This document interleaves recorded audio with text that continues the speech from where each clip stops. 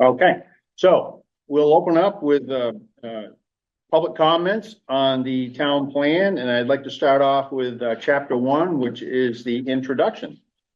And I don't know if anybody present, either online Zoom participants, select board, school board liaison, administration, or the public has any comments on the introduction, chapter 1.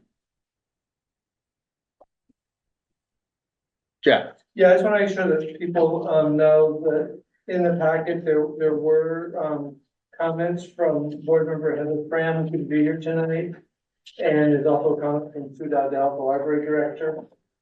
And like this tonight, Larry Kraft put together an inventory of the increases.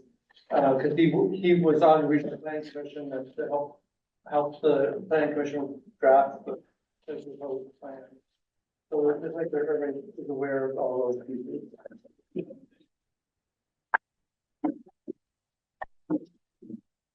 Yeah. I have a comment or question with making a statement around land acknowledgement. Because we do talk about the historical pieces. Mm-hmm. And I don't know if that would go into the introduction or into the land or the history, but having a land acknowledgement of Native Americans that were here prior to us settling this area. I think under chapter 2, there is historical and cultural resources and historic sites and structures. And I think there was some mention of, and I don't know if it was in indigenous people or reference to Native Americans. Sentence number 1, right under historic structures. Yeah. Yep.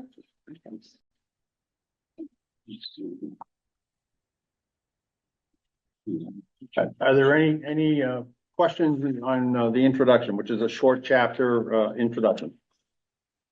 Talks about the purpose, legal basis, energy, and evaluation. And the reference to the energy chapter, I believe the existing energy chapter is in this plan, and there's another one before coming. No? Yeah, I'd have to ask Chuck. The energy chapter, if I may add. So we're using the last plan's energy chapter for right now. It's in there by reference. We are expecting the updated data tables this year that will allow us to collaborate with Mark and create a new energy plan that will just update the old version. But right now we have to kind of move forward with the old version. Right, that's how I understood it. So thank you for that explanation. What chapter would that be? Because it's not in here.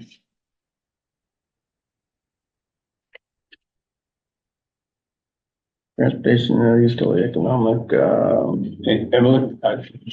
Jim, I'm looking at table of contents and the energy chapter is mentioned. I see it's not intended to be part of the town plan. It will be updated as a freestanding plan. freestanding. Okay. Okay. Want to call on Mr. Kraft, Larry Kraft? I don't mind it saying what it does, but in the introduction, it says that as Jeff pointed out, I contributed to the plan as a community town planner. And so at the time, I'm a previous member of the planning commission, and at the time the plan was underway, I was a contractor with the Mountain Scottney Regional Commission, and my job was to solicit community input into the plan. But I didn't have direct participation in the writing of the plan. So, but I did participate. I don't mind it listed the way it is, since I am a Springfield resident, but I did not work for the town. I worked for Mountain Scottney Regional Commission at the time. So I don't know if, Chuck, if you have any suggestions on to change that, or personally, I don't mind it saying what it does, but it's not technically correct. Yeah, so the section above that is the Springfield Planning Commission, which is specific. And then below that is the Mount Scottney Regional Commission. So Chuck, can you just maybe perhaps give an explanation of what the intent was for the Springfield town planners who contributed? Yeah, my personal opinion. So this is just my opinion. Larry Kraft provided a lot of expertise, a lot of local knowledge, worked with various constituencies to make the plan what it is. And I feel it's important to credit him. We can do that a variety of ways, but I wanted his name in the plan. Correct, and he was, I believe, taking reference to the fact that it's listed under Springfield Town Planners. And what he's saying is that he wasn't acting in specifically that capacity.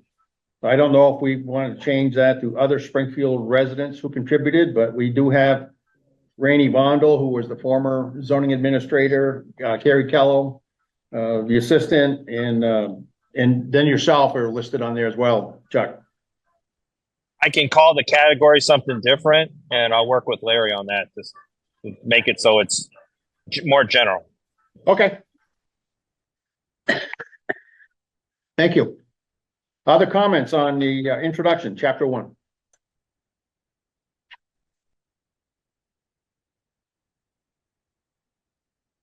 So with that said, we'll move on to chapter 2, historic and cultural resources. And I know I'm looking at Larry Kraft's submission of information. There seems to be some points there that he would like us to be aware of. Do you want to go into that? Sure, I can speak to that. So I reviewed the plan, the proposed plan, and found a dozen or so specific references to proposed increase. And so the four, I think it's four in chapter 2, where you talk about achieving an increase in event participation, bringing 10% new visitors, increase cultural tourism by 10%, improve participation, whatever that is, by 10%, attracting 10% more visitors, and increase in-town spending by 20%. And my question for those four, as well as for all increases referenced in the plan, are at the bottom of my handout. How is the numerical goal determined? Why 10%, for example? And what is the current total for that item? So if we have so many, tourists now, what would 10% look like? How are we going to measure it, and who's going to measure it? And those questions I'm suggesting need to be addressed for each of the specific increases that are included in the plan. If you're doing it point by point, then we're talking about the four that are in chapter 2. Why increase cultural tourism by 10%? What's the current rate of cultural tourism? Why is 10% the optimal figure for an increase? What is it now? Who's going to measure it going forward? And how are you going to measure it? And my suggestion is, if you're going to put an increase of any kind in your quantity, or any kind of increase, you need to reference why it has increased and how much, and how much more than what it is now. In other words, if cultural tourism isn't adequate, then it needs to be increased. And that's a good positive statement. But to say it needs to be increased by 10% begs a lot of questions. What is it now? Why does it have to be increased by 10%? I mean, you're talking yearly too. So this is a multi-year plan. So every year you're going to be accountable for 10% to measure a 10% increase. And that's just that. I'm just using that one as an example. I think those questions are relevant to every time in the plan. And I think I caught them all. I think there's 12, there's a handful of them, a dozen or so more statements in the plan, proposed plan, that say we're going to increase something by some amount. Yep, that was actually brought up by Select Board Member Heather Fram as well. And I think that is perhaps a concern as to what the benchmark is now, what the level of participation is now, and the 10% growth. So a valid point. May I address that, Chairman? Yeah, Mike Schmidt. Your comments are absolutely valid. We don't have the benchmarks now. Anytime that you set up and initiate goals like this, you do have to start with benchmarks. At the time we were writing the plan, we had no resources to benchmark any of that. So there does need to be a plan put in place going forward to do that. The percentage increases have been accumulated over several towns and cities across the country who have set plans in this, in a manner like this. Does that mean those are the right numbers for us? We don't know that. One, we have to set a benchmark and then we have to monitor this. So in any time you set up a plan like this, you have to monitor and correct.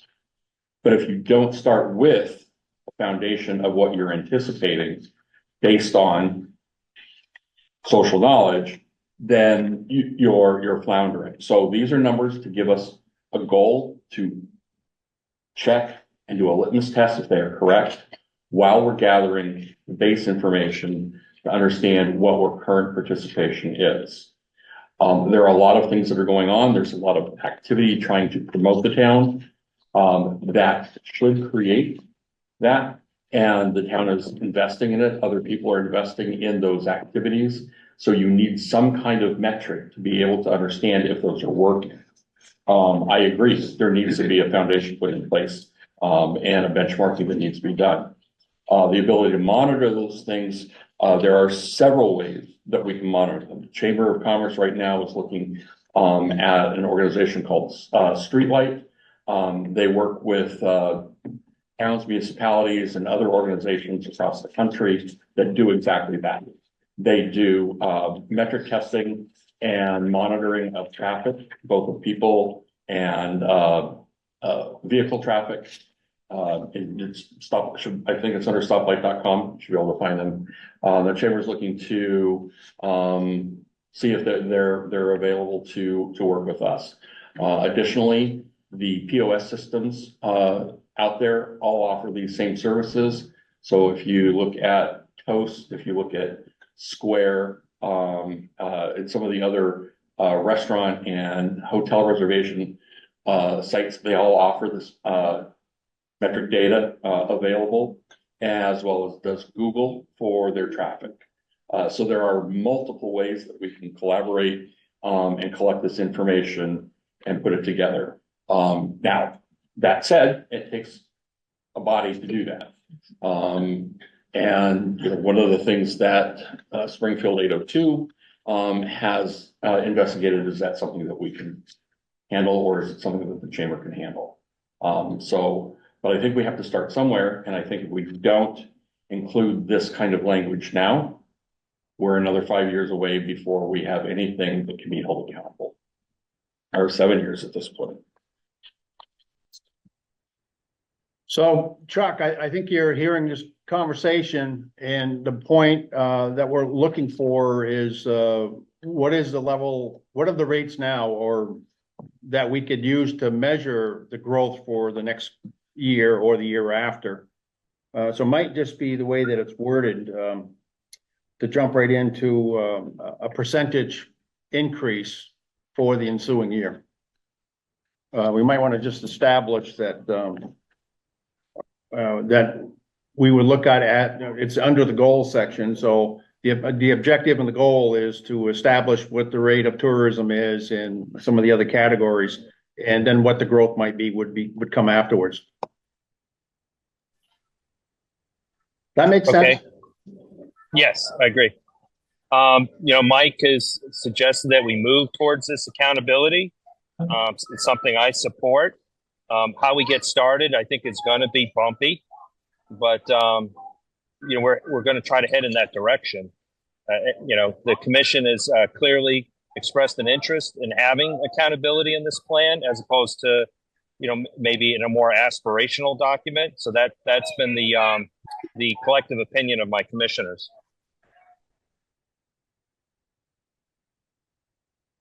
Okay. Sue Dowdell, I did see you had your hand up. It's down now. Did you want to speak to this as well, or are you all set? I was just going to say the same thing you did, Mr. Morris, that, you know, adding an action item that you're establishing the baselines as part of the plan. That's all. Okay.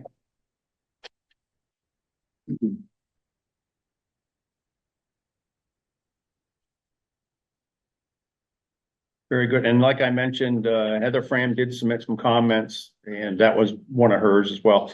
We did talk, the last meeting, we did talk about some of the benchmarks that we can use tourism and, sales, the general sales, a lot of the businesses have that information, but we gotta collect it or, um, get them to participate into what the levels might be. Other comments, on chapter 2?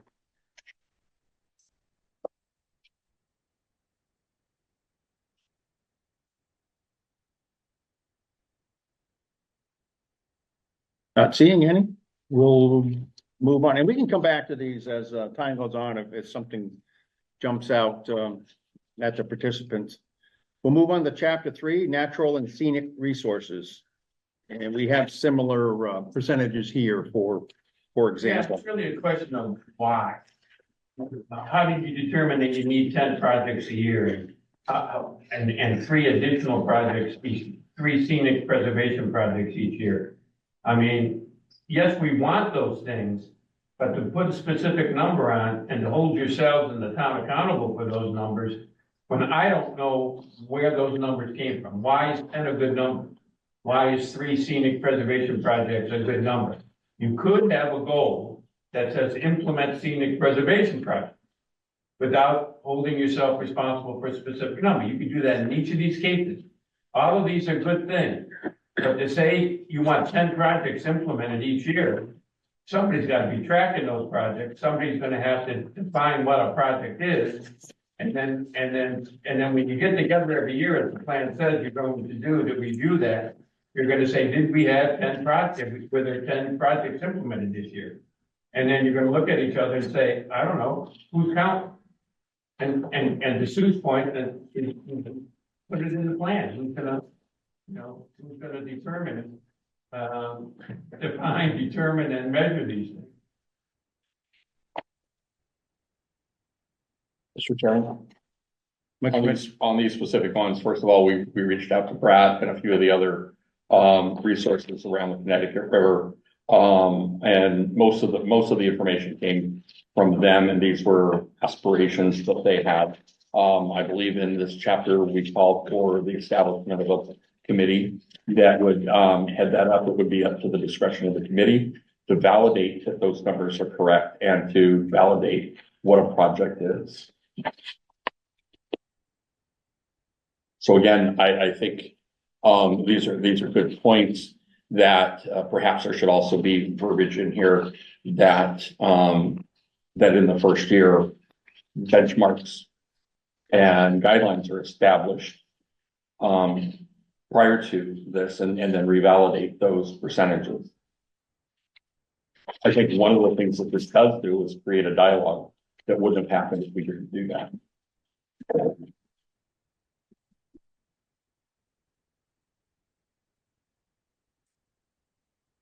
Okay, so, Chuck, I think, this is a theme that may be carried out, through the document and,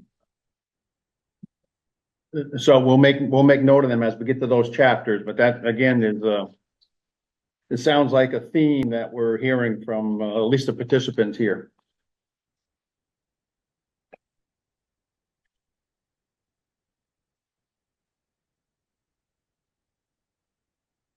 There it is.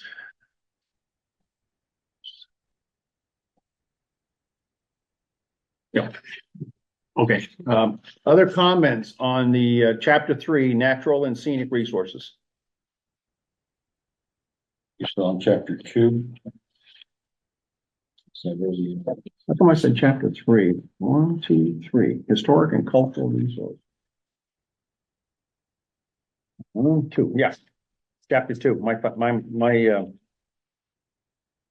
I misspoke there, we're concluding on chapter 2. No, you went to 3. We did go to 3. Yes. you did go to 3? Yes. Oh. Well, I had a note on chapter 2 still. Page 6. Creative Historic Preservation Review Commission. Is this consistent with other Vermont communities? Historic Preservation Review Commission. And it seems to have an emphasis on archaeological sites. I didn't know that we had such a concern in Springfield.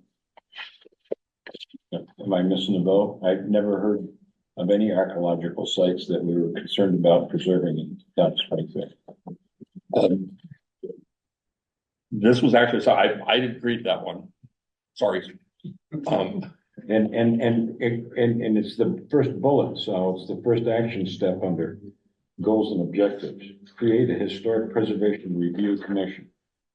Mr. Chairman. So I would just like to point out that we do have archaeological sites. There are several date back to our ancestors, indigenous people along the banks of the Connecticut River. We have Skituag, Eureka Road, Skituag Trail. There's a couple of issues out. Crown Point Road and Mount Ephraim, for example, with the monuments that have been constructed at some point in time. Go ahead. Again, this was verbiage that was in the narrative portion of this, and it was just extracted to emphasize that those areas should be protected and that there should be a committee that oversaw that.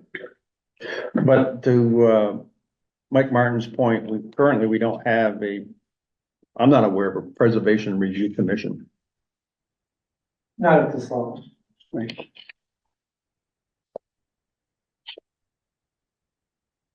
Comments, Chuck, on that? That language I inherited, some municipalities do it. It does strike me as unusual. So I don't disagree with Michael on this. At least at the current time, I think we don't have such a beast and make reference, that may be something we want to do, but we're making a reference here that many of us aren't that familiar with. Well, it's maybe something I don't want to do. That's why I'm bringing it up. I don't want it in the town plan if we have no intentions of maybe want to do it someday, sometime. I mean, this is a current working document. I don't see the need for this bullet item, but some language associated with it could be incorporated in the text, but certainly not a high priority goal for the town plan. In my opinion, unless somebody can convince me otherwise. Are there others that would like to speak to this point? Jeff? Yeah, I'm not sure we need it. The state, everything we do, we have to go through state historic preservation. And get sign off on it. I mean, for the grant, the town applied for the parking lot, and we're gonna change the level of stuff. To get historic preservation is okay. We had to send in a plan on how we were gonna remove some of the parking lot and make sure the coastal building used certain utensils. I mean, they get into huge, amazing detail. On the Weathersfield Dam, the reason that grant hasn't been approved yet is historic preservation. And now historic preservation wants us to do a history of the water supply system in Springfield before they'll get its funding, take the dam out. So I'm not sure a local historic preservation step is needed there. They're very particular at the state level. And within that bullet, that paragraph, there is discussion about Vermont's Division for Historic Preservation.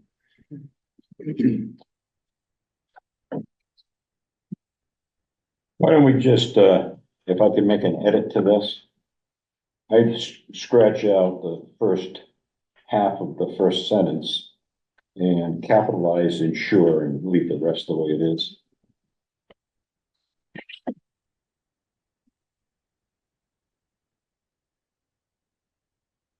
Ensure all known archaeological sites are excavated per section 106, etc. And coordinate with historic preservation, etc., archaeologists, etc. And just strike out, create a historic preservation review commission. That would be my suggestion. Mm-hmm. Is there any objection to that? I can't agree more with what Jeff just said. 106 is a very strenuous and difficult process. So I'm not sure a local board would add to that. No, and by leaving that in, we're ensuring that we're going to work with the state and we're going to comply with section 106. I don't want to treat that lightly, but I don't want to create a historic preservation review commission.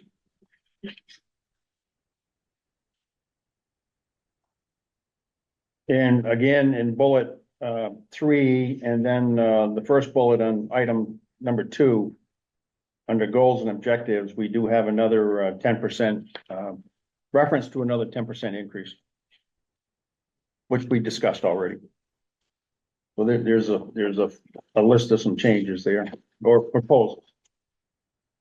6 and 7. Yeah. All set? Yes, thank you.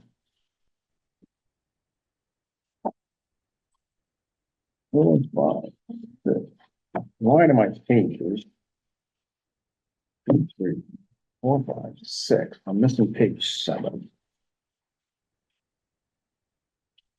Imagine that. That was page 7. Flip it over. Page 7. Yep. That's the back of that one. All right, great. Yep. There's my one. Okay, moving on to chapter 3, natural and scenic resources.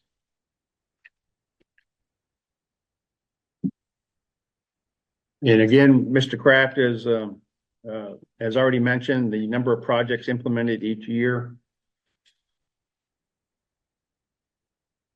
And perhaps, a reference to that we're looking to, attract and establish a benchmark or increase at some time, or to identify that we have, that we're going to have these goals, but putting a percentage on them at this point may be a little premature.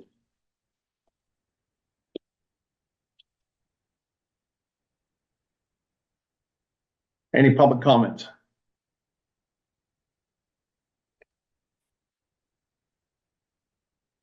Are we all set?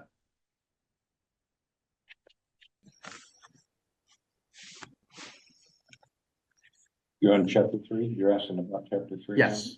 Yeah, I've got a question about page 10.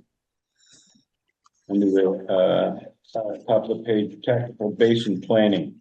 The first paragraph indicates that there's a map to the right, but I don't see a map, and I didn't see a map in the accompanying maps at the back of the document that related to drainage basins.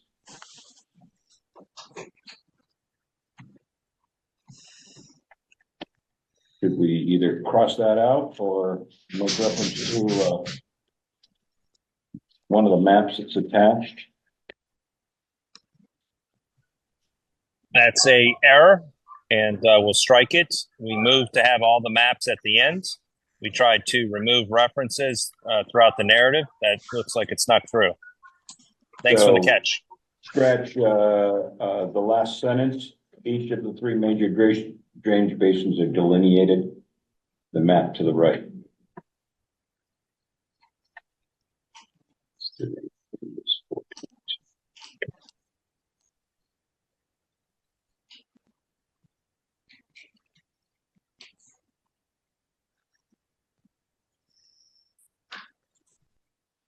Okay, are we good there? I got a question about the next, short little sentence after that. The town should actively engage in the watershed level planning process, particularly as it relates to Basin 10. Is that a goal? Does that go at the end? I noticed that in some cases, not every chapter has a goal section. Some of the goals are kind of buried in the text. And, you know, I like the goals and objectives sections at the end of each chapter because it really focuses and highlights on action steps that we should be taking as a town. Is this just a general suggestion, or is this a goal or objective on page 10? That is a goal, and we should shift it to the end. One of our jobs, you'll see this throughout the document. We were mostly successful, but to take drafts over the last 2 or 3 years written by several different people and to draw them into a consistent format was one of the struggles or challenges we had in the last month or two, bringing this plan to a close. So that's a good catch. And in the same section, we're still on number 3, I think. The pages don't have the chapters, so I'm always concerned if I'm in the right place or not, but They're numerically listed though, and so if we start off yeah. on page 8 with chapter 3. I just want to make sure that we're still in chapter 3. I think it is. Chapter- Page 12. Page 12, under vernal pools. The town should consider mapping important vernal pools known to provide critical breeding habitat to afford them protection. Is that another goal?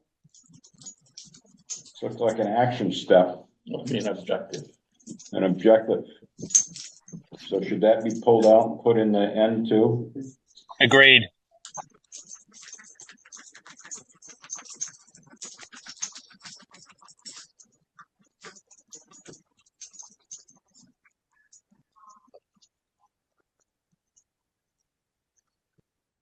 I am aware of some state initiatives to identify our river corridors, wetlands, vernal pools, et cetera. And the regional planning commissions will be charged, if the bill passes, will be charged with working with municipalities to determine where those are. And it doesn't mean we're going to catch them all the first time. It's not going to be a perfect solution of trying to identify where they are. Yeah. Doug Johnson's up, got his hand up. Okay, recognizing Doug Johnston. Thank you, Mr. Chair. I was just wondering, when you talk about year, are you talking about a calendar year or a fiscal year? And how does that pertain to the plan? Because if it's going to be something that we have to budget for in the future, wouldn't that be included in the fiscal plan or budget year rather? Perhaps, but if you're going to look at tax implications or tourism, that may be on a calendar year.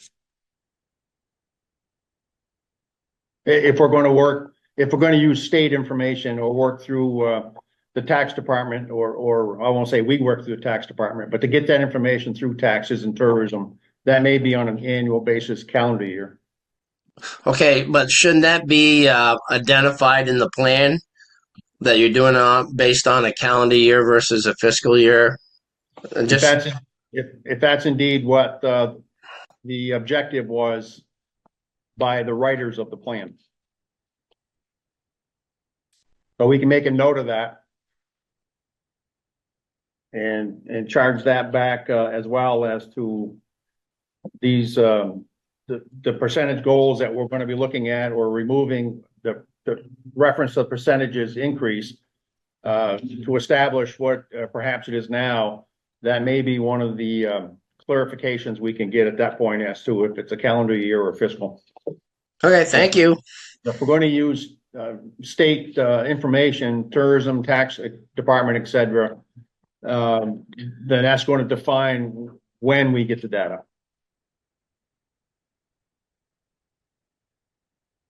If that is indeed the goal, to get the data. Larry? I don't know what the goal is, but in your in chapter 1 in the introduction and implementation, it does say that the select board is going to review it every December. So that would lead one to think you're doing it on a calendar basis.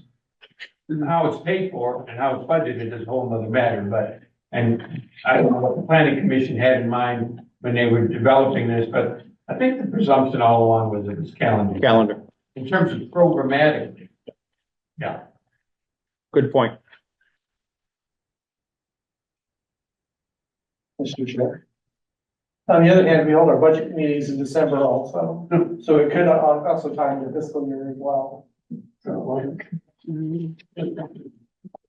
I think the point's been noted, and rather than us define what that is, depending on what information the writers were intended as to when that information is available, and they'll have to establish if it's calendar or fiscal, I would think. We're taking notes on this stuff, so we can. All right. Thank you so much. I've been trying to make notes as I go, but on each page. Other comments on, chapter 3, Yes, natural and scenic resources? Mike Martin. page 14.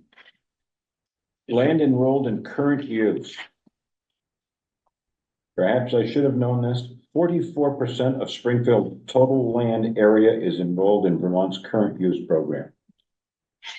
Does that adversely affect our tax income?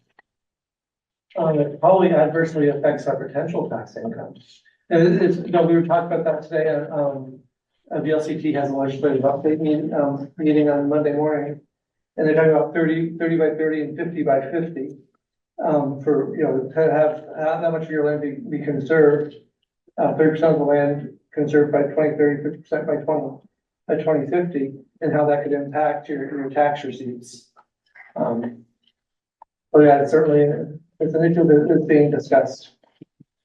And to plan for conservation of land, we may want to map areas that are currently enrolled in current use. The word may doesn't sound like a real goal or objective. It would Do be we want to elevate that? Question. Mr. Chairman, Mike Speck. that's not in the goals or objective section that was in the narrative, Yes. and it was chosen not to be elevated at the time Mhm. as an objective. Yeah. If you feel that's important, then that certainly can be done. I don't know if it's important or Then not. if you don't know, Then I don't don't ask. know. I say no. Don't ask the question if you don't know the answer. Is that what you're saying? perhaps, Seems counterintuitive, but okay.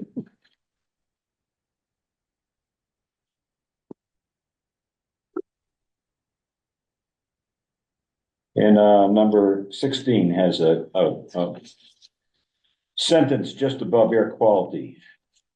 Continue to partner with support organizations like Black River Action Team. Should that be in our objectives and goals?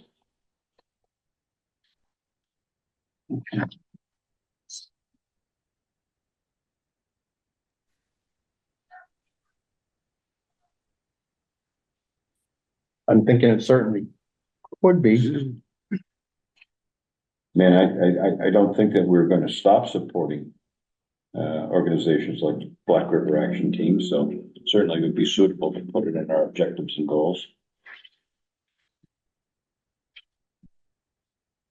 I would review the goals and the objectives to see if there isn't already a statement that alludes to that. And it's redundant.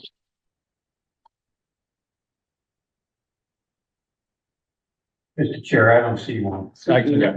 I don't think it would be redundant to Okay. move it into goals and objectives if you so chose. I would like to move that to a goal or objective. Objective.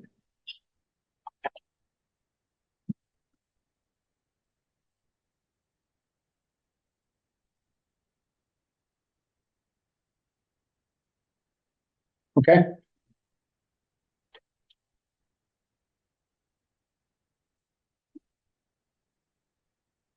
Anything else on chapter 3? Natural and scenic resources. Yes, page 17.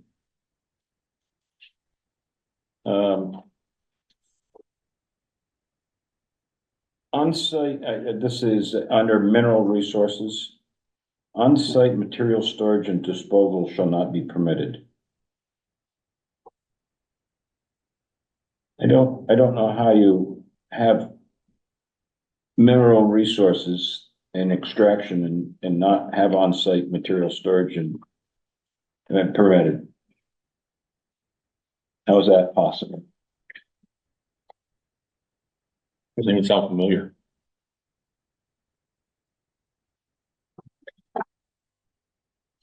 I do know the town actually stockpiles our own materials. If you get down to exit 7, I know road grindings are often stored there. They have been down below,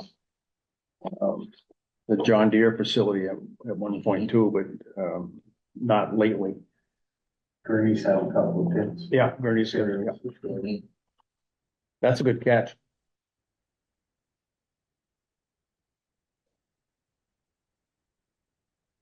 I would strike that last sentence.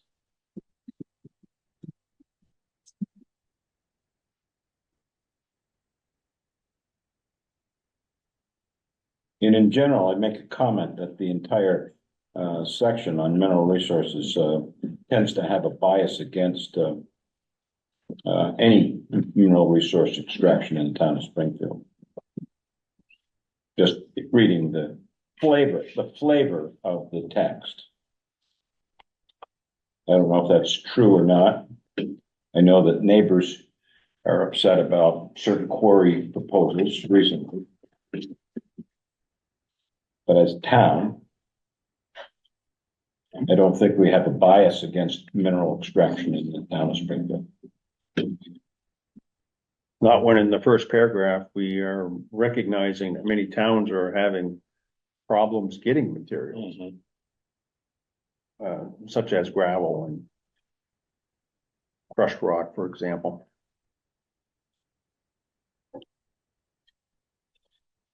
I don't want to take more time on that right now, but That's in the narrative. And there was a lot in the narrative that are as artifacts. yeah.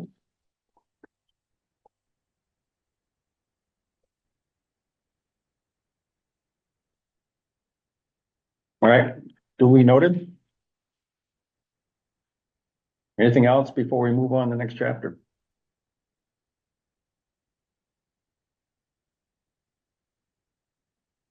And we'll move on to chapter 4, recreation. I know Larry Kraft has again talked about the objectives or goals, whatever, or in the narrative where we're talking about. Oh, Larry, I want to back up to chapter 3. Did we address the 10 projects implemented each year, or was that? Oh, no, I mean, it's just an example of one Yeah. of many specific increases that are in the proposed. Correct. plan. And the questions related to why and how they're gonna be measured. So I'm just pointing that out to the select board as I pointed it out to the planning commission before, so. But Mr. Chair, I do, if you're moving on to 4, I do have something unrelated to specific numbers. Okay. Yep. So if you see on my handout, yes, there are several specific percentage increases. But my question is about the first one and about other ones. Are the goals and objectives only about town implemented activities? For example, you see goal 1 says increase activities at neighborhood parks and gardens by 15%. Is that only, and this is true of other goals and objectives, are we only talking about what the town is responsible for? If the Springfield Garden Club holds an activity, does it, quote unquote, does that count? And in the plan, it's not specific. And how is the town empowered, to increase and count? Any time a parent group holds a little play group in the commons, that should be counted and checked off. But if the intent of the plan is only what the town is going to do, then that needs to be considered in terms of when you determine what your goals are. And so, again, I'm just pointing that out. I don't know what that, when it says increase activities in neighborhood parks by 15%, I don't know what activities are being talked about. And again, how do you, and how are you gonna count every activity? Take Little League over and do a little practice, does that count? I don't know, and the plan is silent on it, I think. Mr. Chairman. Vice Mayor? A good point. And you are highlighting some of the areas where the plan doesn't spell out a lot of how it happens. The intent was beyond just the town, but the intent was for the town to be conscious and to encourage activities. There's one of them where we talk about events where the intent is that the churches and the halls that are here open their doors and, make them available for activities. That was the intent of that. I would agree with you, it does not specifically call that out. But to answer your question, I would think, we're talking about the Springfield town plan, so I think would be activities within the town. Does it have to be town implemented? Probably not. We rely on our Springfield on the Move and Chamber and other organizations to help with events. There's Edgar May, for example, but several other ones. So perhaps, that could be clarified as to working with the town working with our partners to provide people access to parks and gardens, et cetera, neighborhood areas where these activities can be held.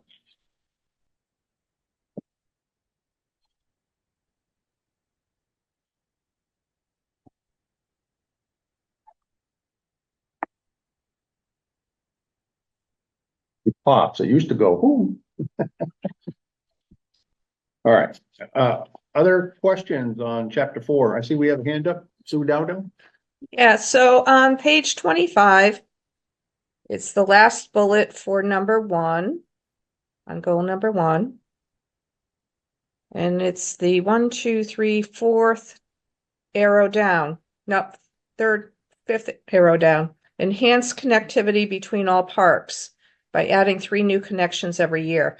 What does that mean? So the Trails Committee is working to restore some of our trails that maybe haven't been utilized as much recently as they were in the past, and it's just trying to get them connected. And there are some regional maps of recreation areas, and I think the goal was to try to get interconnectivity. It just sounds like you're trying to connect the parks to each other, that's all. So maybe let's clarify that a little bit. Sort of, but those can be walkways, they can be trails, they could be roadways, I would envision, Oh, but okay. yeah. Okay, thank you. Good point.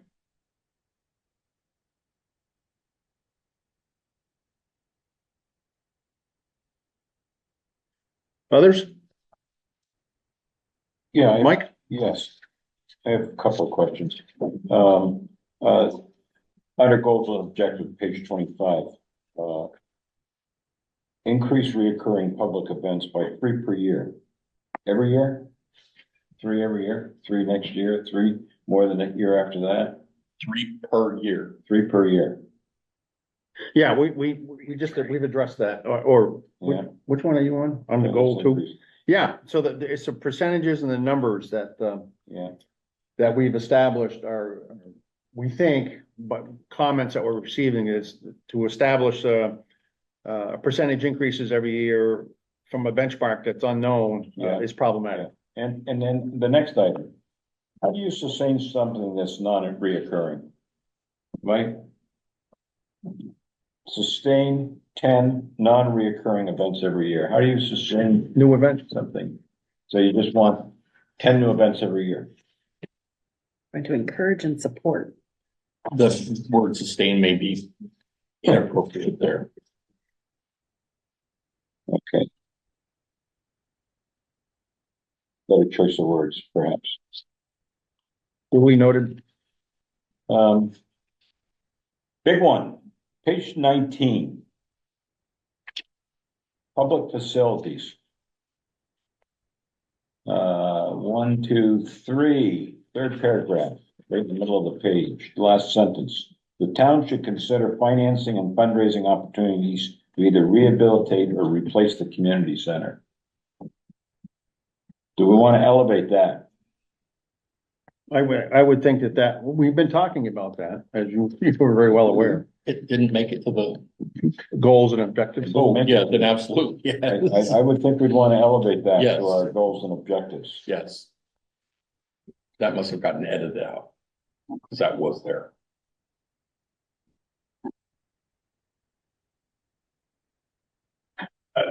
Just Larry, if I may, there already exists in your first goal or an objective, goal 3, develop a plan for a new or renovated community Yeah. recreation. there you go.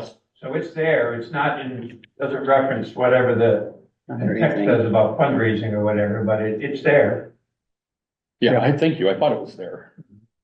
Oh, okay. Well, then strike that and just leave it the way it is then. Strike which one? Strike the narrative and leave it as a bullet point. Develop a plan for a new or renovated community recreation center. Agreed.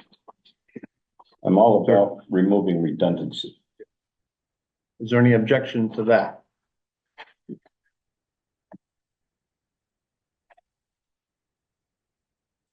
Others on chapter 4?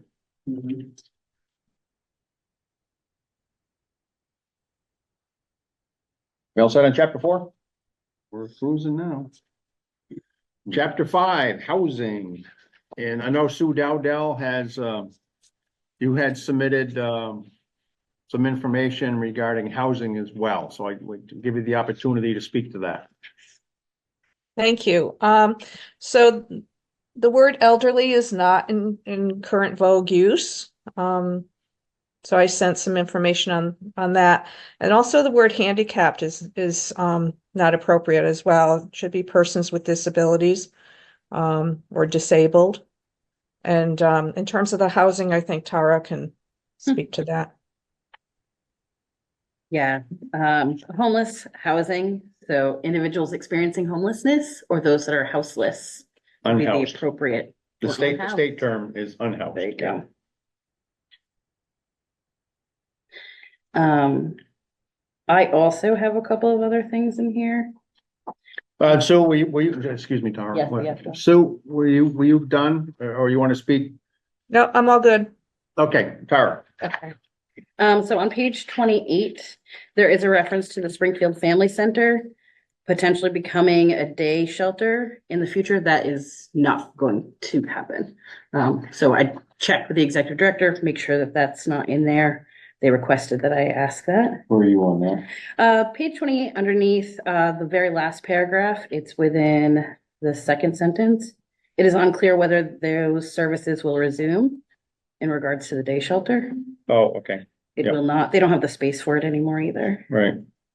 So just scratch those first, It's, all of that. Yeah, well, and I almost wonder if that should be in here at all, as they don't provide housing, they provide food, which is a little different than housing.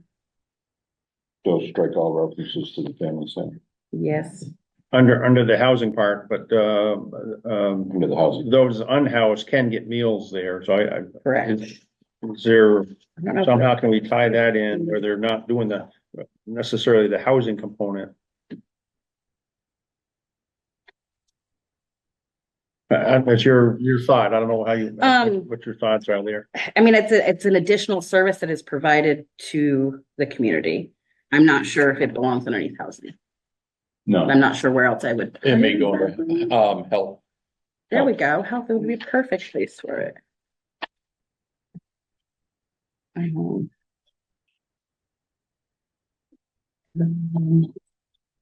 So this section, I'm sorry, I wrote a lot here. We do mention about congregate shelters. And I'm bouncing back and forth and I do apologize. Let me find the right spot. So Springfield Supported Housing Program provide resources to assist families. This section, we also, SSHP offers scattered site shelters, not congregate. So I think that's important. There are 8 shelters within Springfield that they provide housing for. We Okay. mentioned about pathways as the housing first program. So I just thought that would be something that's important to share in there. All right, so I just want to, I want to clarify Yep. for me, halfway down that page or towards beyond the middle, if we have a paragraph that's congregate housing. Correct. So is that, and you're back up in the first paragraph? Yeah, it's towards on page 28, it's towards the end. It talks about Springfield supported housing. Yeah. And then it moves on to pathways.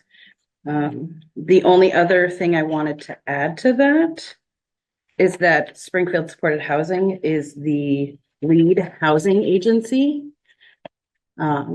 And that's important because we mentioned Wyndham Windsor Housing Trust having to use the continuum of care for the VHIP programs, which those come through Springfield supported housing. So I don't know, I would sit and talk with somebody more about how that should be labeled, but I just having to put that in there, I think is important.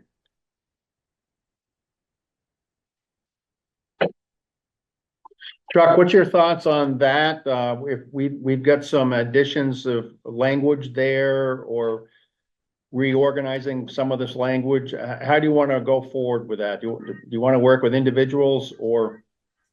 That would be my preference. I see a lot of advantage here and improvements, and if I could work directly with Tara and then present an updated draft at the next public hearing, that would be easiest, I think.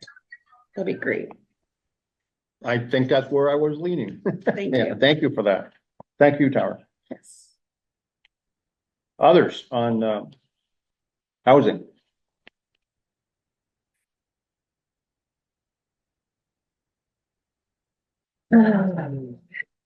It does mention, well, we'll talk about, I guess, it mentions Wyndham Windsor Housing Trust twice. So on page 29, second paragraph, it's talking about the Wyndham Windsor Housing Trust, the VHIP program. And then on page 30, it mentions Wyndham Windsor Housing Trust again. Just thought it should be put together. Oh, under their own paragraph. Yeah. Okay, but again, if you've got some recommendations there, I think it's, Mr. Chairman. yes, Mike Martin. Yeah, you know, the header for, that paragraph on page 29 is homeless housing. What did we decide we were gonna change that to? Homeless is gonna be what? Unhoused Unhoused. Unhoused? is becoming the accepted term. And that entire paragraph should just move right to, page 40 under Windsor Housing Trust. Make sense? Yeah, possibly. Tara's gonna work with Chuck on that too. Yeah, but thanks for noting that, but we're going to clean up that section and add Springfield supportive housing in there for as a reference. And thank you, members, for bringing that to our attention. Springfield Housing Authority. Oh no, that's different. Hang on, I'm good.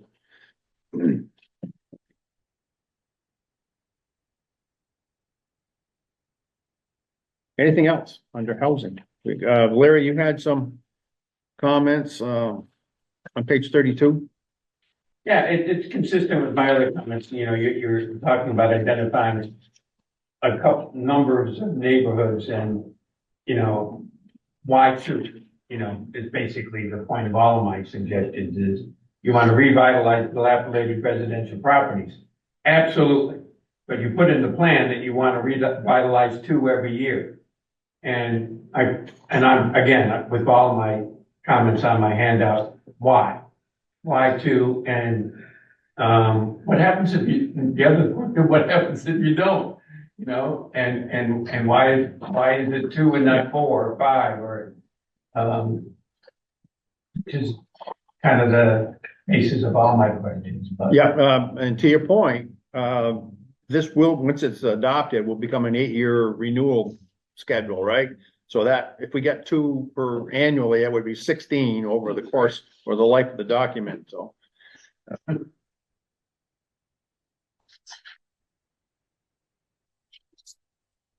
I guess if I can continue, I'm the purpose of my handout was just so you know what you as a select board are getting into. If you leave these specific numbers in there because you know, I understand it's the beginning of a process, well, as Mike said, if it's in there, that we'll have to pay attention to it.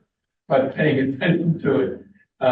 You know, you're supposed to want to be able to do it too, so, and I'm not sure, you know, you have any wherewithal to do any of these, but just for your consideration.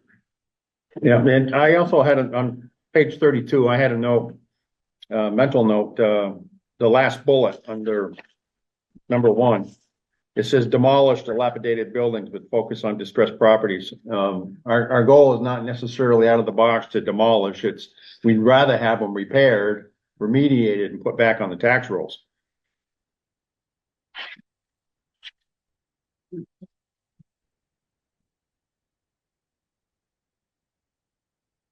Could you revise that to say something about,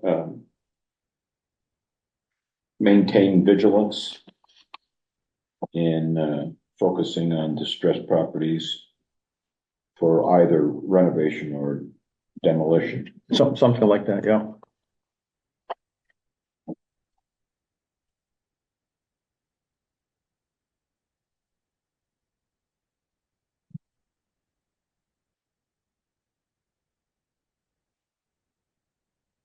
Okay. Other thoughts on housing?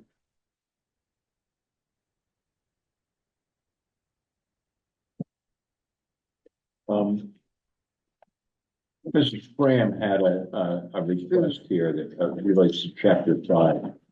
In her email, she bullet point number 2 regarding housing. She would like to add, work with the Springfield Housing Authority to finalize South Street and Southview housing opportunities. And if we were to accommodate that, I would put it as a bullet point under number 2, I guess, in goals and objectives. If the board so chooses. Yeah, and under that, under number 2, the last bullet that's current is revitalize 2 dilapidated residential properties per year. We may be on a schedule to do that already, but, Yeah, I just want to point that out. It's another reference to a number, to repeat annually. well, we've already had a meeting with the Housing Authority to work on a South Street project. I don't know if it's a Southview housing opportunities. I think South Street housing opportunities are. Yeah, this is one, when I read this, it's just me, but I hate to be specific to a location when there could be other opportunities as well. So Yeah. my point would be, is to work with Springfield Housing Authority to identify neighborhood opportunities, for development of housing. And not narrow it down, but I don't mind narrowing it down. If this was Heather's suggestion, I don't mind doing that, but I think it might be too focused, and we have other areas that they may be able to. For instance, the Pearl Street property, Mr. Chairman. Mike Martin. Yeah.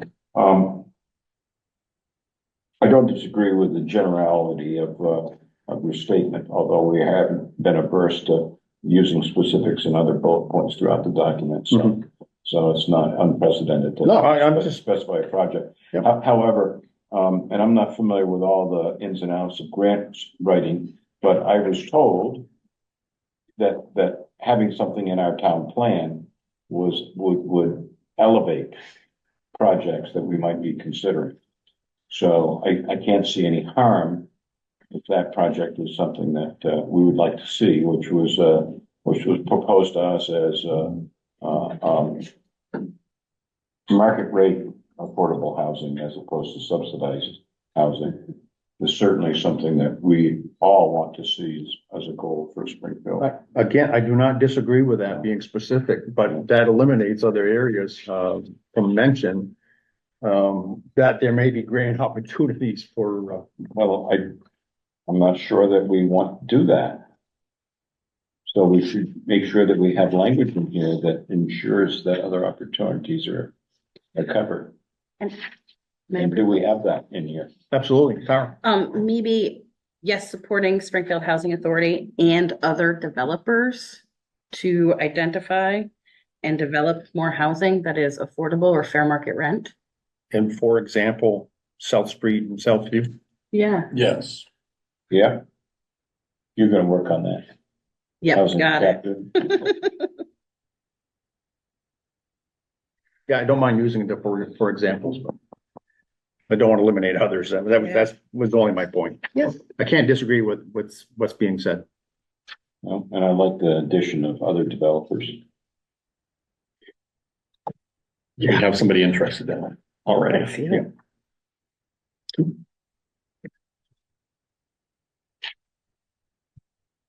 Thank you for reminding me on Heather's comments. Okay. Others on housing. Sue Dowdell. Yes, so Springfield Housing Unlimited is the other section of the of Springfield Housing Authority. So that's not necessarily the Section 8, you know, the subsidized housing piece. So just be aware of that. Yeah, and again, we have under Springfield Housing Authority, we do reference elderly, handicapped, et cetera. So I think we're going to see that word throughout, and we're going to see another one later. It's just a reference to these words should be substituted with the more updated language. Springfield Housing Unlimited, Tara, you're familiar with that as well, though.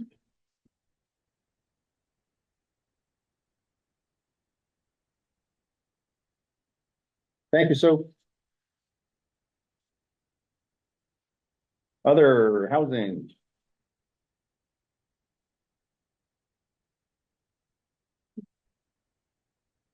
Moving on, chapter 6, education and childcare. This is a big one when it's lumped together. And I did, Steve, I don't know if you want to speak to this. Chuck, I'm not sure how much our school system participated in this plan when we talk about education. And that they may want to have opportunity to at least chime in on some of this language. And Steve, if you want to speak to that. Yeah, I've been on the school board for 11 years and I've never seen anything from the town. First time I saw anything was what Larry gave us tonight. Larry said that the former superintendent was talked to, but he's been gone almost 3 years now. And the goals of our district are 180 what his goals were. Just an example, as part of the local healthcare, we set our goals, not the town. This is being set by the town, and you don't have the authority to set that goal. Now, I like working with the town, don't get me wrong. Okay, but when it comes to goal setting, we don't tell you how to set your goals. Please don't tell us how to set our goals. Plus, I'd like to see the board and see the whole section, and then speak to the current superintendent, because we do have a lot of changes in the district. And so this goal, did this upset me, this goal? Yes, it did. The school needs to be involved. Because, we have a lot of internships, not a lot, we have some internships, but it has to go with an educational plan of the student. We just can't say, you're gonna go through an internship. It has to go with an educational plan. So there's a lot of things involved that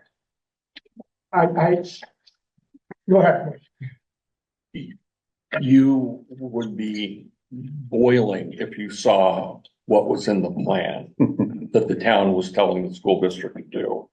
We extracted as much as we don't disagree with you. I mean, we were setting out education curriculum in the. Oh yeah. So that got extracted right away. Yeah, I haven't seen the educational. Oh no, this is light years ahead of what it was. Yeah, light years ahead of what it was. Well, again, the town doesn't have authority within the district. No. And we set our goals, and if this is a goal the board wants to do, no problem. But I would like to No, yeah. review it first. You, The, absolutely. the school needs to review this and have input into the educational component of this town plan. Sounds very good. I think that's where we're at. In reference to your 3 years to the previous superintendent, his program is written every 5 years. So we haven't, this is what we're at that process now. So the present superintendent wouldn't have been included No, necessarily. I'm all aware of that. Okay. But the goals of the district have changed. Yep, no, so we're gonna, Chuck, I think we need to include, our educational system in, chapter 6. Perhaps, they could receive a copy of pages 33 to 39. 36, and we have childcare in there, but that may go to the schools. We probably should give them the whole chapter. Yeah. And see if they have input. If you can just email to me, I can get it for the rest of it. Oh, Okay, that's probably the easiest. Thank you for that. I appreciate the input, and it's definitely going to be acted on. And child care comes under us too, because we have a pre-K program. sure. And all the federal funds and everything go through us. So, yeah, so that's gonna involve the district too. We have Rachel Hunter who's doing that. So I would want her input also. Absolutely. Yeah, no, So yeah, just if you can get me a copy and I'll get it to the board members and the other person people who know. When you read the narrative, I think you might find some artifacts in it that'll surprise you. Are you forewarning me? no, I'm gonna cut that off now. We're not gonna get into what it used to say. This is what we're working with.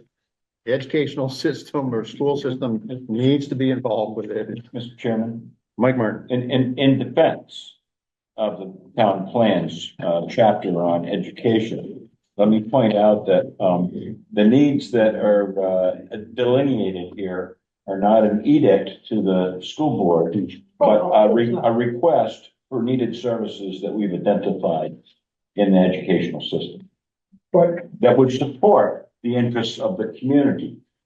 your identification for the educational system, you're not the expert in the education system. You know what I'm trying to say? Absolutely not, but I'm still a customer. Yes, you And, are. and I have a right to identify the things that I need from the educational system. You need. I'm gonna cut this off now. We're getting into a debate between two members. This is a public hearing. We're offering public input. I think the points have been duly noted, and we will work with the school system, and then we will have our town input as well. We're not eliminating one over the other. That's where we're at. Mr. Chair, All right. may I just add, I Sure. know the school board is gonna look over this, but I did want to add the adult learning resources in Springfield, page 36 and 37. AHAC is not listed in here, the Area Health Education Center. I think that's a really important adult service support we should add. Also in childcare, Springfield Area Parent Child Center is not listed in there, nor is the All for One and the Space Collaborative. That's what Rachel. That's why I know you said Rachel's like, oh, never mind. She's gonna do She'll that, be but able to. just noted that there were a couple of other local childcare and education components that weren't listed here yet. Excellent. Thank you for that.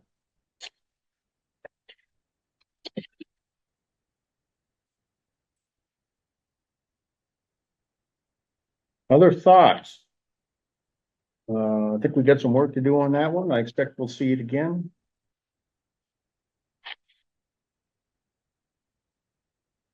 I'm just glad we didn't charge the town. We're trying to increase test scores. For Larry's point. Increasing scores I'm not even. annually. Like the 10%.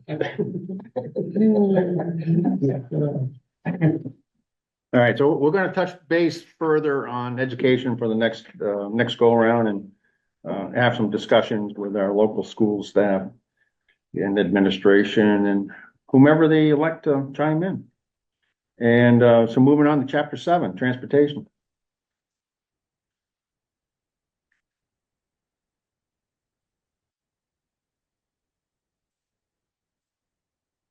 Larry had none on that. Thank you, Larry.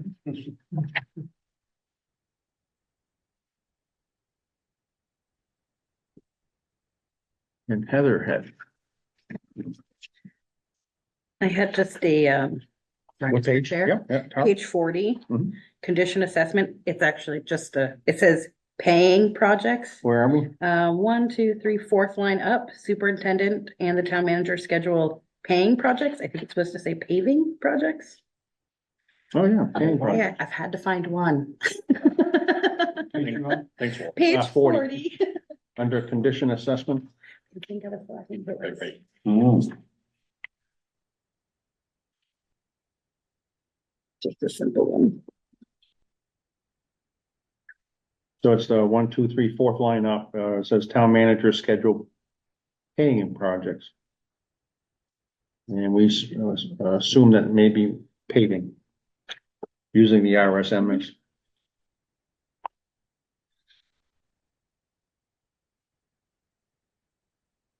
Should that be capitalized? RSMS? No? Yeah. All right, finish.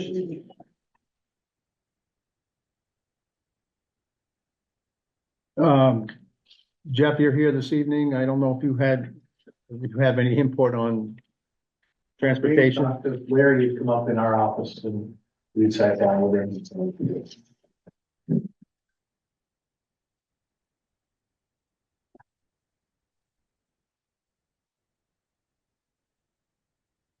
I know I kind of perused through this, like, I know we've had it before. I was surprised to see rail service there, but it was only reference to nearby areas, same as the airports. Outside of Hartons. Mr. Chair. Sure. Also on page 44, public transit. This is just a little piece, but it mentions towns, but then it says Okemo Mountain instead of just a town. So I would suggest scratching off Okemo Mountain and just leaving it as that is. 'Cause it's a little redundant. Ludlow is Okemo. Ludlow and Okemo, yeah. Wow. You're filling that chair very nicely. And should we, so the non-emergency, the next paragraph, the last sentence, non-emergency medical transportation is provided to eligible Medicaid clients. Should we mention that that's through the Springfield Fire Department or whomever it is through?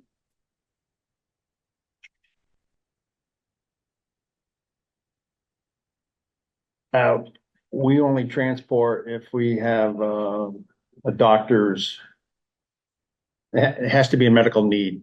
So I'm not sure that non-emergency medical transportation is provided to eligible Medicaid patient clients. Sorry. I wasn't sure. Because above that, that's the mover. We're not talking about local EMS. I think that's all under the mover. Oh, yep, you're right.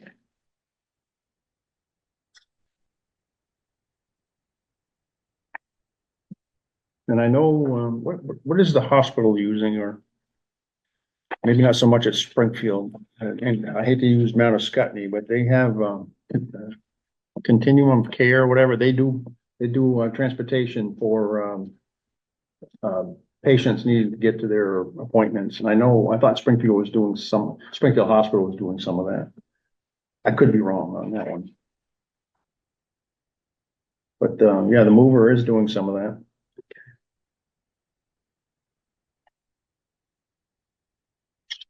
Other questions? Comments?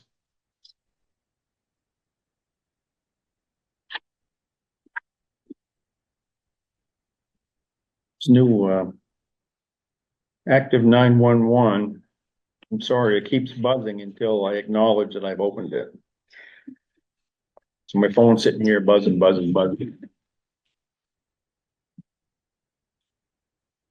All right, Mr. Chair, I have another one. Yep, Sorry, page 46, transportation system needs. Mhm. That first sentence, the existing transportation systems in Springfield is generally adequate to support the community's need. I just felt like that was a really big statement and I'm not sure how accurate that is. And because when you look at the health needs assessment that the blueprint project created this year, it does not support that statement. And so I wasn't sure if we want to really keep that in there or what the information is to get us there.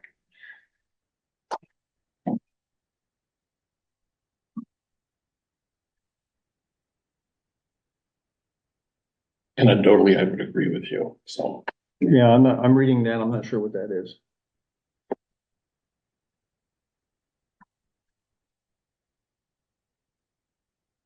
We'll get a question on that. Chuck, did you make reference to that? Or we can make notes on that through our, Yes, duly noted. And yes, that sounds, when Tara kind of reflects it back, it sounds like too broad of a brush. there you go.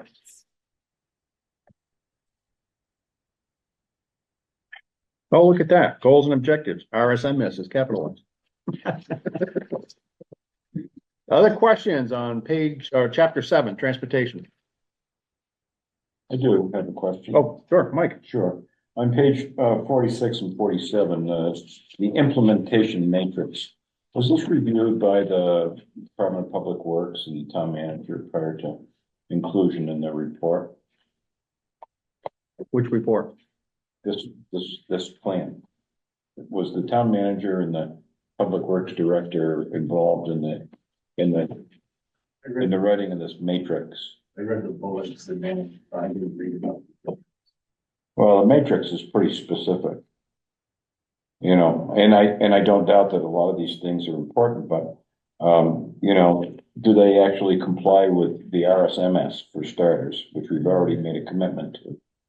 We kind of, And I wonder, when you write a plan for 8 years, a town plan for 8 years, is it the intent of the plan that we'd be able to complete those projects within that 8-year timeframe? No.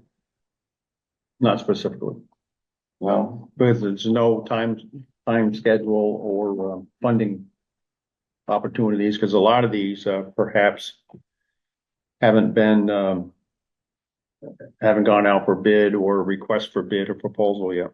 didn't I hear a statement earlier about reining in some of the more lofty goals and ambitions of the town plan to make them more realistic in scope?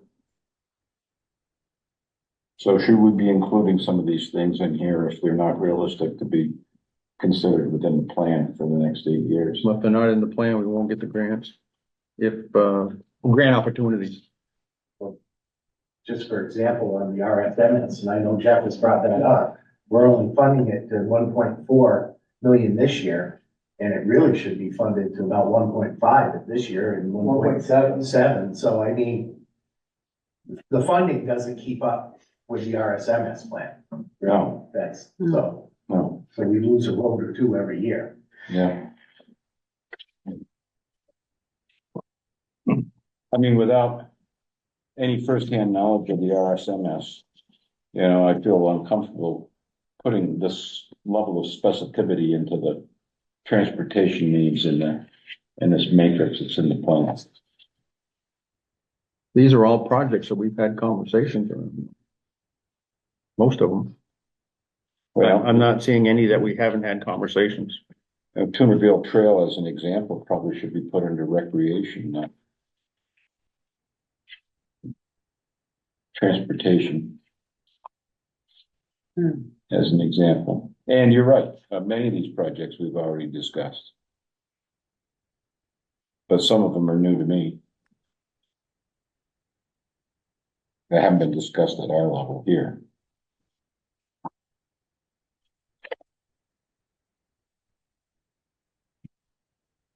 And why are water projects under transportation? Shouldn't they be under utilities?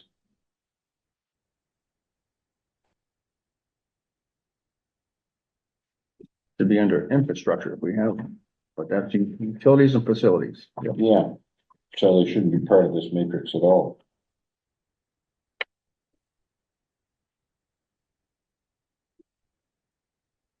Can we work with, yeah, we can, I guess I'd like that whole section to be looked at by the Public Works and Water Department and the town manager.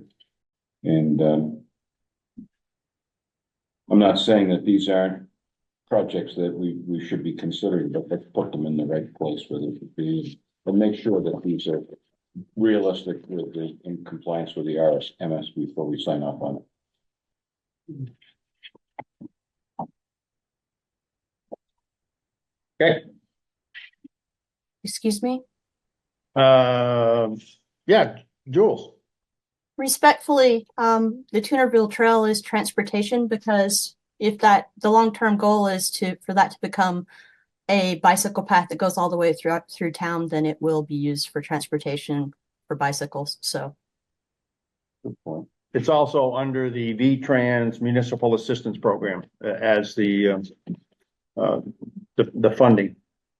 Yeah, I just didn't want it for non-motorized vehicle traffic to be minimized or disparaged because it is a valid form of transportation. Agreed. Good point. Thank you.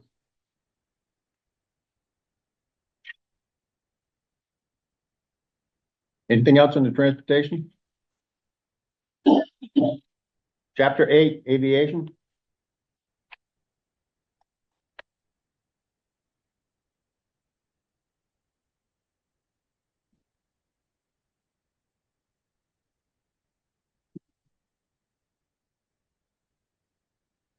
Anybody have any, I'm not seeing, from some of the emails we have from members and submissions from the public, I'm not seeing any relative to aviation. The only thing sorry, Mr. Sure. Chair. The only thing I have is on page 51, part of the goals and objectives, partner with the Youth Aeronautics Training Program. I didn't know we had one, and if we do, we should make sure that's in the education chapter. Youth That was aeronautics, really that's cool. with the Civil Air Patrol. Yes. Just as another thing that we have here in Springfield. Or access to. That's a full STEM program. Yes. They occasionally hold an open house. They did this past year, they had one. Yeah. Yeah, should that be defined differently, or are we okay with that terminology, Mike?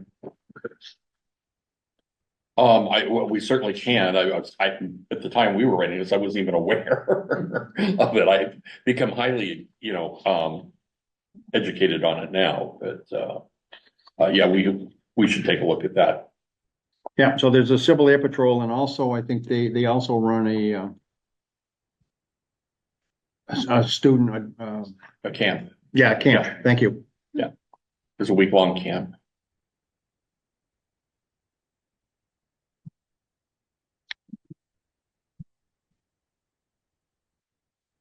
Excellent. Others under aviation? If not, we'll move on to chapter 9, utilities and facilities.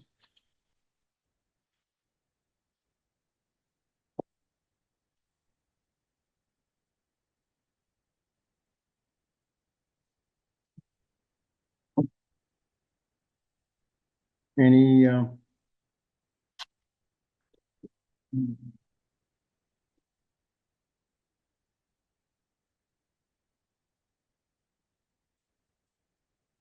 this basically is calling out our town departments and buildings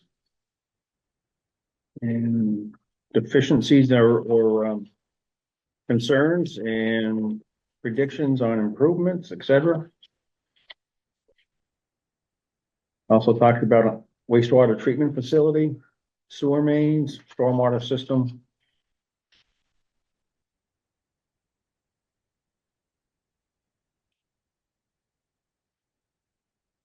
Sue Dowdell.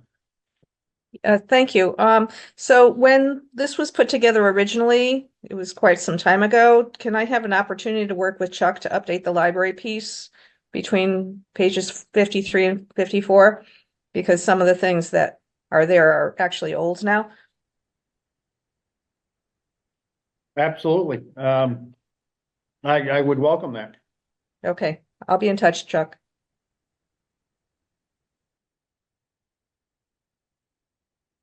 Mr. Chair, Tara. So I guess page 52, police department, we're breaking down how many people there are working. And we don't do that in the fire department or the town hall. I'm just wondering if maybe we don't need to do that part or make it more broad because it's fluxed so much over the last couple of years that we might not want to be that specific of how many people we have currently this year, since this is an 8-year plan. That's a good point. You may just want to reference adequately staffed or adequately staffed.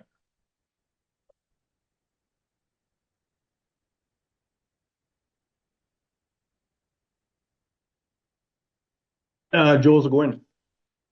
Sorry, I would just really like to keep the mention of there being an animal control officer because that's new, exciting, and important, if no one else is mentioned.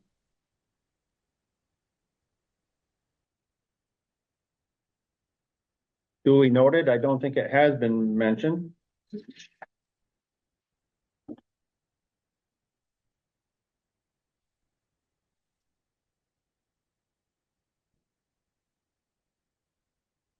Animal control.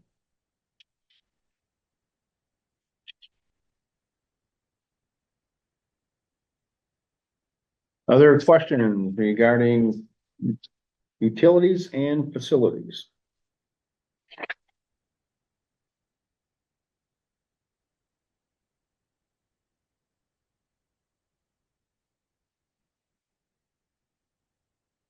Being none, we'll move on. Chapter 10, economic development.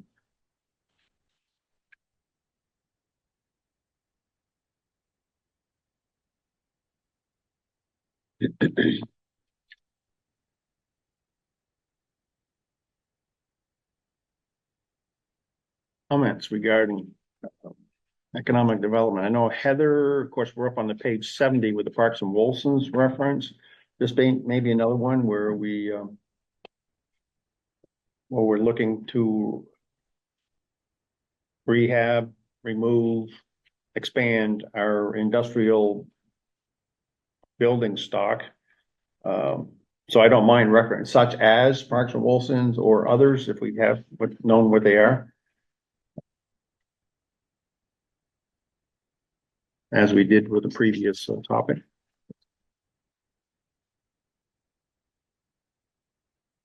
Larry, you had a comment on page 70 as well? I'm trying to confirm, I mean, it made my list because it's number 500,000. But I'm trying to see whether or not that's total or annual. By going back to the, I believe it was total. it's total. I believe so, yeah. Right. That would be a little ridiculous if it was. Right, exactly. Well, I use the word ridiculous quite a bit, Mike. I'm restraining myself. But, Yes. but that's a good point. If it's total, maybe you want to specify that because we don't always, that's to my previous point. Is it annual or is it total? And so if that's total, and I agree, it is total, might want to specify that. And again, I don't know the source of that number. Yeah. Why? No, and again, I think it can be clarified. I mean, there's 200,000 square feet. Yeah, 200,000 square feet just in the old Jellman, facility, and then you add JNL in, and then a lot of the other available land there. There's space for it, right? And so it's just a matter of a plan for a plan.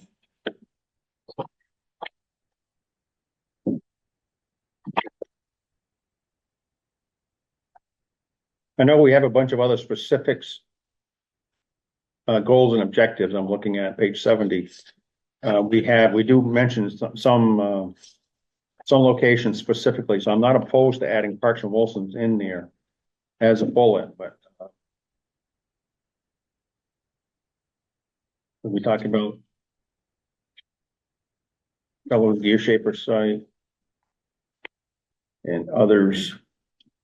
Black River Innovative, the campus is actually mentioned twice, but one is for workforce training.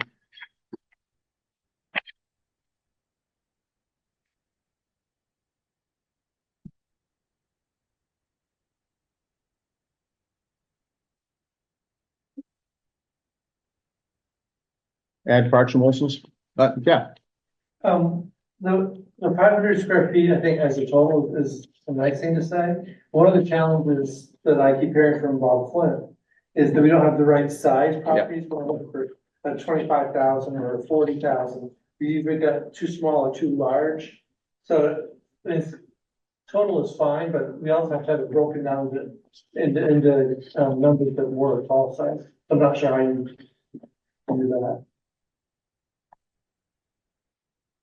anyone having heartburn with the 500,000 square foot mentioned?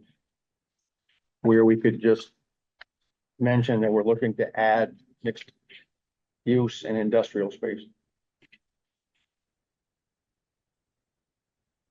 I still think there needs to be some kind of metric. Because just adding is an aspiration. So you can, define where the 500 came from then, or that's a pretty good sized building. Well, like I said, we have 200,000 square feet at Jellwyn. We've got, I forget what the footprint at JNL is. And then the acreage in North Springfield well surpasses that square footage. Okay.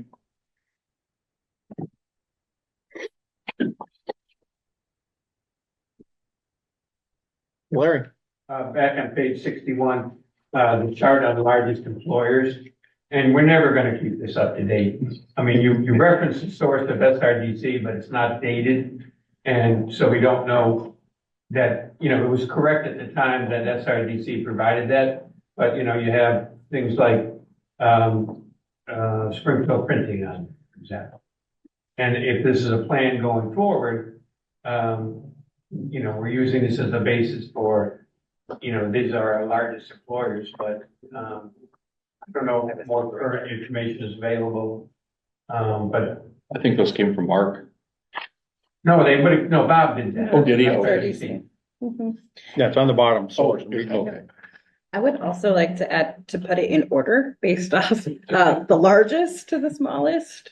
Cause it's a little, That would be my heartburn. That's excellent point. Range them by size, yeah. Or alphabetical by name, one, but that's kind of screwed. Right. I like the numerical by numbers. Yeah. Of employees. Yeah. And you'll strike Springfield printing.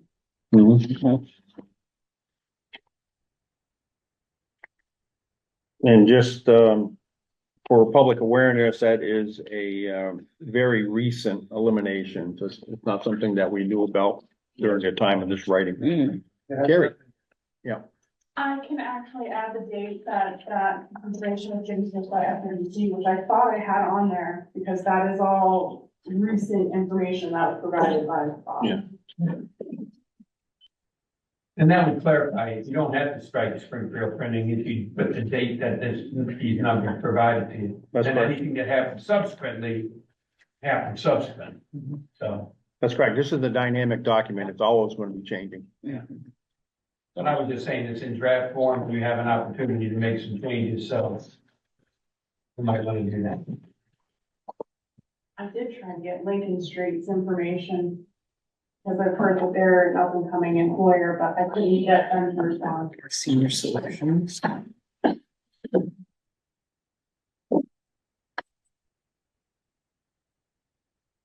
And that's the same with the, yeah, the dates. We need, well, 2021, it is referenced on the Springfield housing sales as of 2021. And then the household that received public assistance, as of, if we get a date on that, as if it's current as of what date. That'll clarify that as well.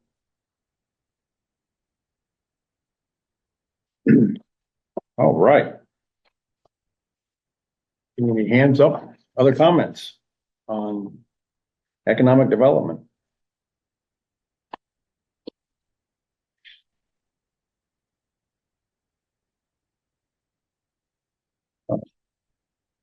Mike? Yeah,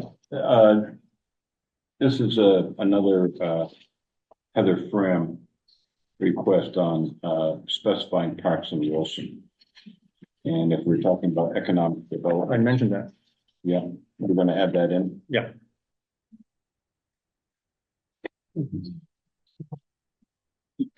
because we had mentioned others, specific, so.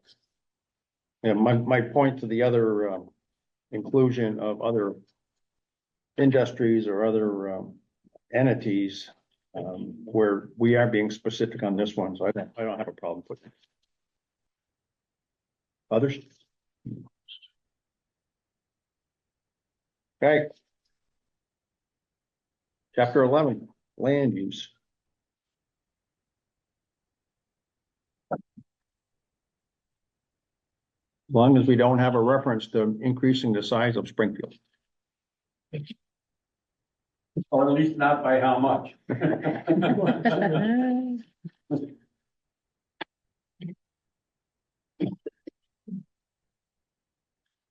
Questions on, or comments on land use?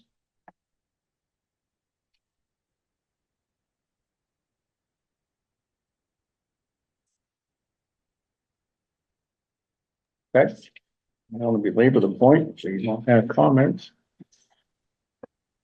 Oh, yeah. Yeah, Sorry. I was gonna mention what Mr. Martin mentioned earlier about, the conservation land. It could come to a very easily come to a point where these two goals are an objection going in.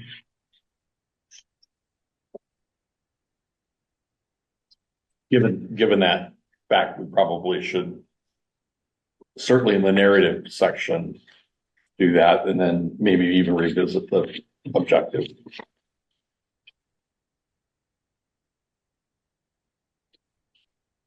Is it mentioned in both? No, because it wasn't an issue. Well, it wasn't a known issue at the time.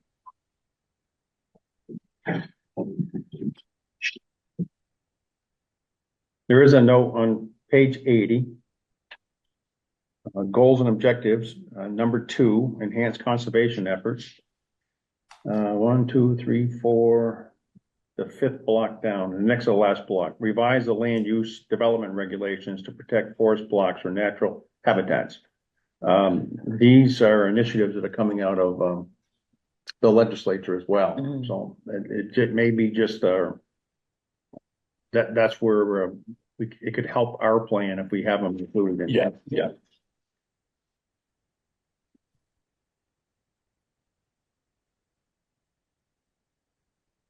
Oh, no.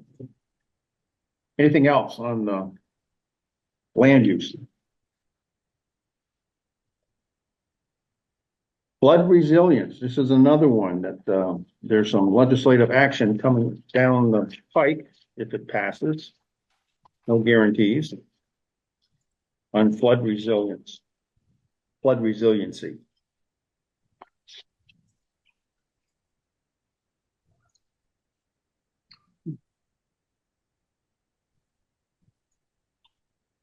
Heather did have another comment regarding the police radio tower. Oh, and Chuck, I will follow up with Chuck on this matter to get it implemented somewhere. Okay, she's addressed that. And then the final one, her final one was discuss electrical needs downtown, and I think that's something we're working on to, for businesses to ensure, or not ensure, or maybe ensure that we have adequate infrastructure for expansion. It might be part of the energy chapter that's going to be added, freestanding. And it should also be under economic Yeah. development. Comments on the flood resiliency?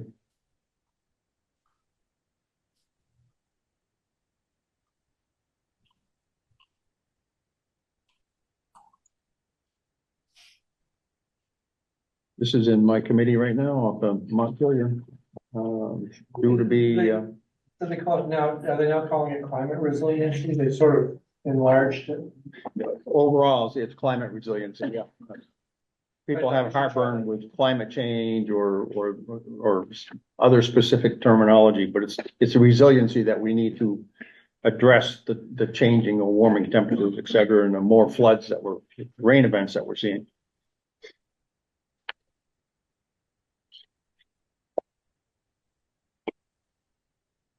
Okay. Going to move on. Chapter 13, health. Mr. Chair, Tara, The one piece of feedback I'd like to add in here is mentioning the social determinants of health that the Vermont Department of Health puts out, because we're basically outlining all of that here. page. Oh, sorry, 89. And they have changed the term. It's no longer social determinants of health, but something along those lines. And which paragraph? It's actually just an overview, because that's what they're basically talking about, the social determinants of health. We might want to use the language from the Vermont Department of Health to build this up in the introduction. You're talking about the first two chapters? Yes. First two paragraphs.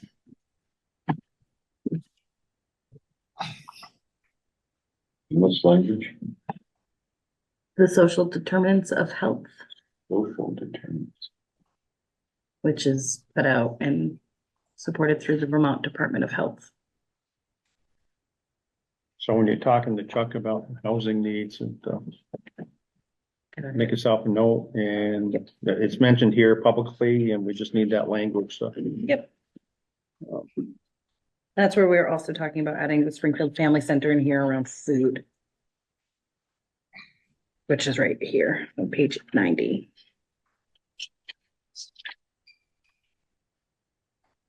Food. Family center. Perfect.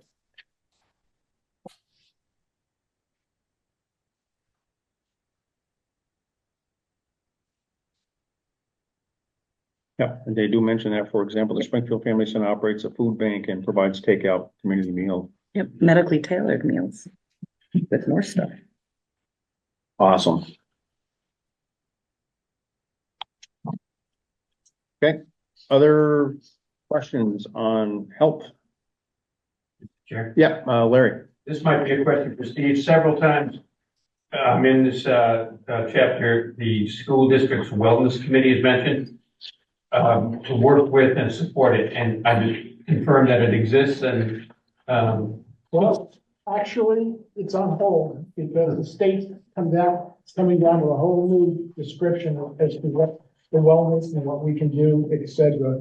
We have one, but it's okay. not active because we're waiting for state information. So I think it's okay to continue to say support and work with. And Yeah. I just want to make sure it even existed. Yeah, so. Yes. I mean, it may look different over the years of this plan, but it exists at least. Yeah, we're waiting for policy from the state. Yeah. So then they can move on to what they do. Good.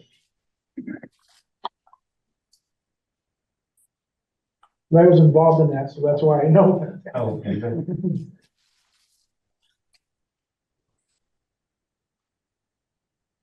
What are we doing with that? Nothing. Nothing? Yeah. Okay. I had a question for Steve. Yep, He yep. answered it in a way that would suggest we don't need to change anything. Other questions on health, chapter 13? Which brings us up to the final chapter, implementation and relationship to other plans, chapter 14.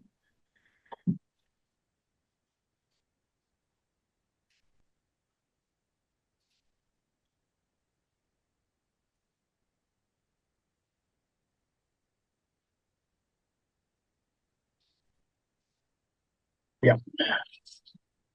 We may be all set. If there's no additional input?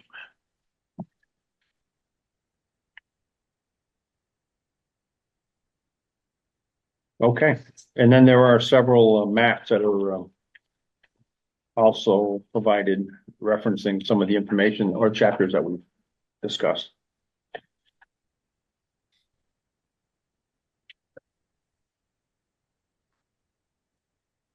Nice, yep. I would like to thank everyone participating this evening. I'm rather impressed at the amount of due diligence and homework that was completed by those offering information. It's much appreciated, and I'm sure the planning commission will be extremely happy to receive our input and continue on with this process. My only question is, we've got several changes. And I just want to be sure that we are either first reading, or ready to move on? They're substantial. We need to go back to a first reading, or if we're gonna move on. I Jeff, have an agenda item on that later in the meeting, so we're good. we're good? Yeah. For right now? We can't make, We can't make action here, but I Yeah, just, I yeah, I want, have an agenda item, so we're good to go. okay. Make that determination, what we want to do next, what you want to do next. I'm looking for supper. Mr. Chair, when's the next meeting? Because I'm almost sure that we're not gonna have something for you by your next meeting. We have a few other priorities. Definitely May 13th, but that could change. We want, I hear that we will not have our part back to you by the 13th. Duly noted. And I'll let you, pick a date to return that back to us. Are we restricted by any time frame? We have to act within 120 days of receipt of the proposed plan, so we still got months. We should have done that. Yeah, that work? That works. Okay. Just knowing what's coming. Yeah, no, I fully It's not gonna be understand. at the top of the list. But I will make sure that. it's not before that. Very good. Last comment on the town plan public hearing. Hearing, seeing none. I will close the public hearing. And we will, what are we moving on to? We got local control, but that's after. So we're gonna close the public hearing. Thank you, Larry. Thank you. And I'm gonna call the meeting to order, and the first order of business is the Pledge of Allegiance.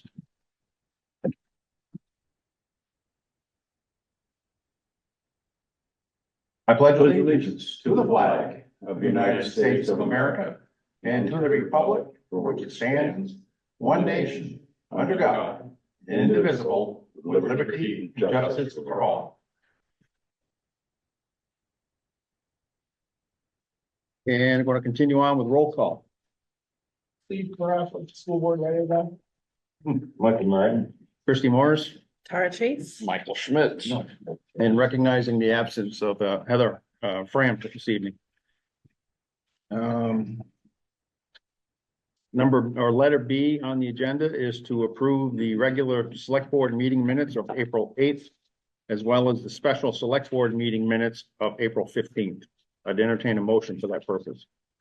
I'll make a motion to accept the minutes from the regular select board meeting as well as the special select board meeting. I'll second. Thank you, members. We do have a motion and seconded to adopt the two sets of draft minutes as printed and distributed. Are there any corrections, errors, or omissions noted? Walter. I'm gonna have to get his name tag up here too. Oh, that's your job, Tom. I still have the harness, Walter.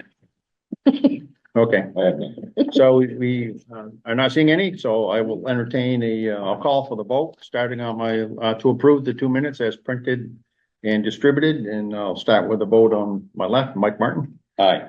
Christy Morris says aye, Tara Chase, Aye. and Mike Schmidt. Aye. And that is 4 in the affirmative, recognize the absence of Heather Fram, and they are so approved. Do we have any additions, requested additions to the agenda this evening? Yeah, I'd like to add one item, a new business, it's called item 8. It's a correctional facility request. And I'd like to make a note that we did receive item 7 on Yeah, on an email.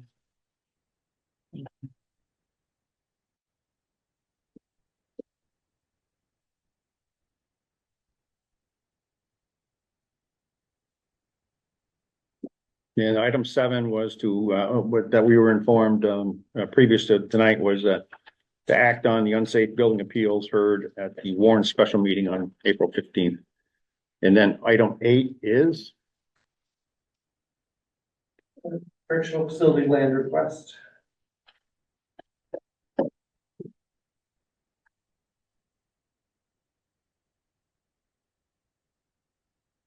and without objection, I'll consider them added.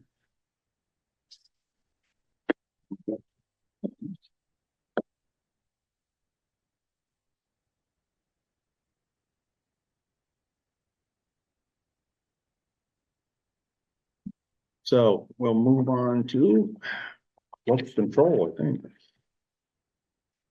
Yes, we're going to convene into local control commission to act on renewal applications. Jeff, are you doing that? Yes. Please see the enclosed information from town clerk Barbara Cushing. The town has received liquors and tobacco license renewal applications from MG and Joe LLC, doing business as the tavern, that's up at the Highland Park. And Maxi Green Incorporated, doing business as Rite Aid store under the 72313.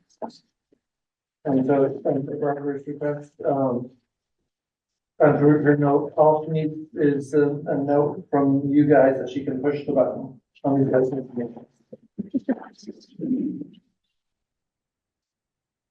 So members have seen the list. Hopefully, the public has seen copies of this information in the agenda that was posted on the website. And we're looking for approval for a first-class license for the tavern, or MG and JO LLC, doing business at the tavern, which is on Front Street. A second-class license for Maxi Green Incorporated, which is the Rite Aid store in the Springfield Plaza. A third-class license for MG and JO LLC, reference the doing business as a tavern on Front Street. An outside consumption permit for MG and JO LLC, doing business as a tavern on Front Street. And a tobacco license for Maxi Green Incorporated, doing business as a Rite Aid store in the Springfield Shopping Plaza. I would entertain a motion. We can approve them all the same. Yeah, we can. Yeah, we'll move that. I'll second. Thank you, members. Motion to approve. Correct. As presented. As presented. So we do have a motion and seconded to approve the tobacco, liquor and tobacco license renewals as I read previously before the motion. Is there any discussion on that from board members? Comments from the audience? Not seeing any. I'm sure the town clerk is chomping at the bit, with her finger above the button, ready to send. These are all done electronically on the. So we'll call for the vote, starting on my left. Mike Martin. Aye. Christie Morris says aye. Tara Chase. Aye. And Mike Schmidt. Aye. That is 4 in the affirmative.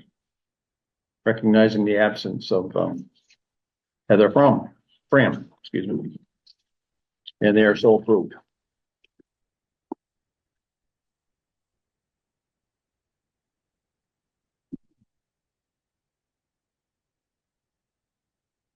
I'm going to move out of local control commission back into regular session, specifically new business. Item number 1 is a revolving loan fund request. Yes, the town received a revolving loan fund request from CWCS LLC, represented by Christy Webster. The purpose of the funding is to assist the acquisition and renovation of 156 Wall Street. This action will allow Ms. Webster to increase staffing by 2 immediately and up to 6 in the future, allowing her business, which currently has a wait list of 135 people, to better serve the mental health needs of the community. The loan committee has reviewed the request and recommends that the board approve, contingent on Ms. Webster obtaining a commercial loan for the property purchase. If approved, the proposed terms are 10 years at 5%. The application and a summary of the meeting with Ms. Webster were included in the board's packet. Is Christy up? Yes, she is. Hi. Good evening. Please tell me you're not on a golf course. I am not on the golf course. I was double committed, so I just stepped outside for a second.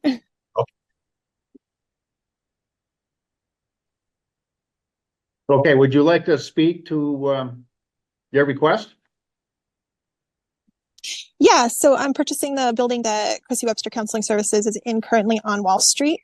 And with that purchase, I'm expanding to include more clinicians. So as I'm sure that all of you guys understand insurances, we get paid in the rears and it's usually 2 to 3 months behind. So this is just more of a in case so we don't completely deplete our reserves. Very good. I hope business is going well. I hope It's a you're, double-edged sword. Yeah, I hope you're fulfilling a community need. I believe that we are, just not fast enough. Thank you.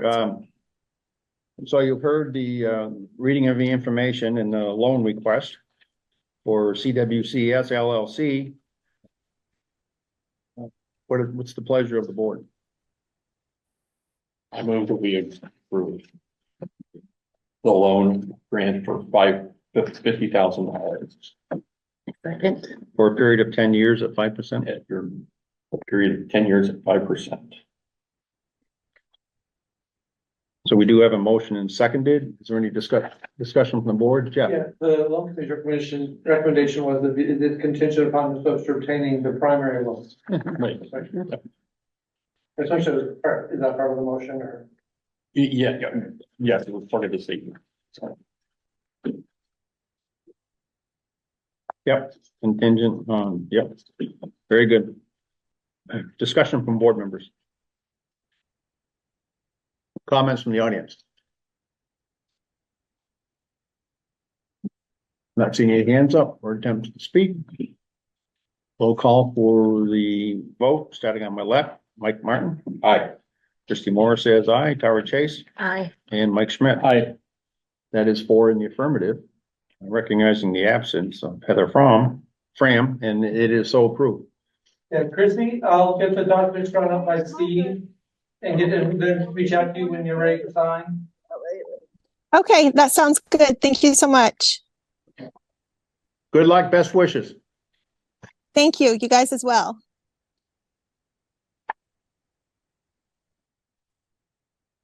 Moving on to number 2, we have a parade permit for the Alumni Association. The town has received a parade permit application from the Alumni Association for the Alumni Parade to be held June 15th, 2024. With the delayed water project, the parade route will start on Clinton Street near LBL Fabrications through Main Street and River Street to Riverside. This is where it had been prior to last year. Traditionally, most years it went that direction.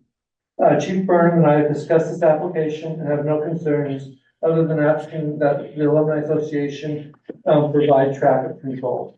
This request is due to the staffing challenge the department is experiencing. We recommend the board approve the permit. I believe Jean Dupuan is on. I just want to say that as far as the traffic control, we have talked to Chief Berman, and we have contacted the Windsor County Sheriffs to do provide us with deputies as they have in the past. Thank you, Jean. You're very welcome. And we do have insurance for the event. Yeah, we have the certificate. Yes, I believe it. We sent that with a permit. Yes, it was. Thank you very much for that. Yes. So you've heard the request. Is there a motion from the board? I move that we approve the parade permit for June 15th as presented. I'll second. Tara, and that is for the Alumni Association. So we do have a motion and seconded to approve the parade permit for June 15th, 2024 for the Alumni Association for their annual parade to be held starting on Clinton Street near LBL Fabrications and ending at Riverside School. Discussion from board members. Comments from the audience. One provision, when the permit gets issued, the condition of the traffic control should be included when you issue that permit. Would you like a copy of the contract that we signed with Windsor County Sheriffs? Yeah, that'd be great, Jean. If you could just email it to me. I absolutely can. Thank you. You're welcome. Thank you for that, Jean, and thank you for your continued efforts on the alumni, on behalf of the Alumni Association. Well, got to keep it going. Absolutely. There has been a request from board members to walk or ride in the parade. If you haven't answered those emails, I know there's a couple of us that are planning on walking. If you would like the assistance of a vehicle, that is provided. So just hopefully you've responded. Yes, just respond back to Kristen Cook. Perfect. Thank you. If there any other discussion, comments from the audience? Seeing none, hearing none, I'll call for the vote, starting on my left. Mike Martin. Aye. Christie Moore says aye. Tara Chase Aye. and Mike Schmidt. Aye. That is 4 in the affirmative, recognizing the absence of Heather Fram. Thank you very much. Thank you, Jean. Item number 3, parade permit for the Stars and Stripes, 7.4K. Yeah. The town has received a parade permit application from Sean Meisner for a 7.4 kilometer race on the Toonerville Trail on July 4th, 7.4 and 7.4. The event is expected to last from 7 a.m. to 10 a.m. with the race start time of 8 a.m. Mr. Meisner has coordinated a few races in the past with no issues. I've discussed this request with Park and Recreation Director Adam Middleton, and we support the request. I recommend the board approve the request. Today I received the insurance certificate both for the town and for SRDC. So at that, because they do use the property at the start and end of the race on the SRDC property near the Toonerville Trail end. But I have received the insurance, so we're good to go on it. Perfect. Approval. Would any of the board members care to offer a motion? Moves it be approved.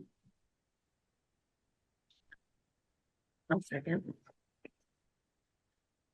We do have a motion and seconded to approve the parade permit application for the 7.4 kilometer race on the Toonerville Trail on July 4th, 2024, with the event lasting from 7 a.m. to 10 a.m.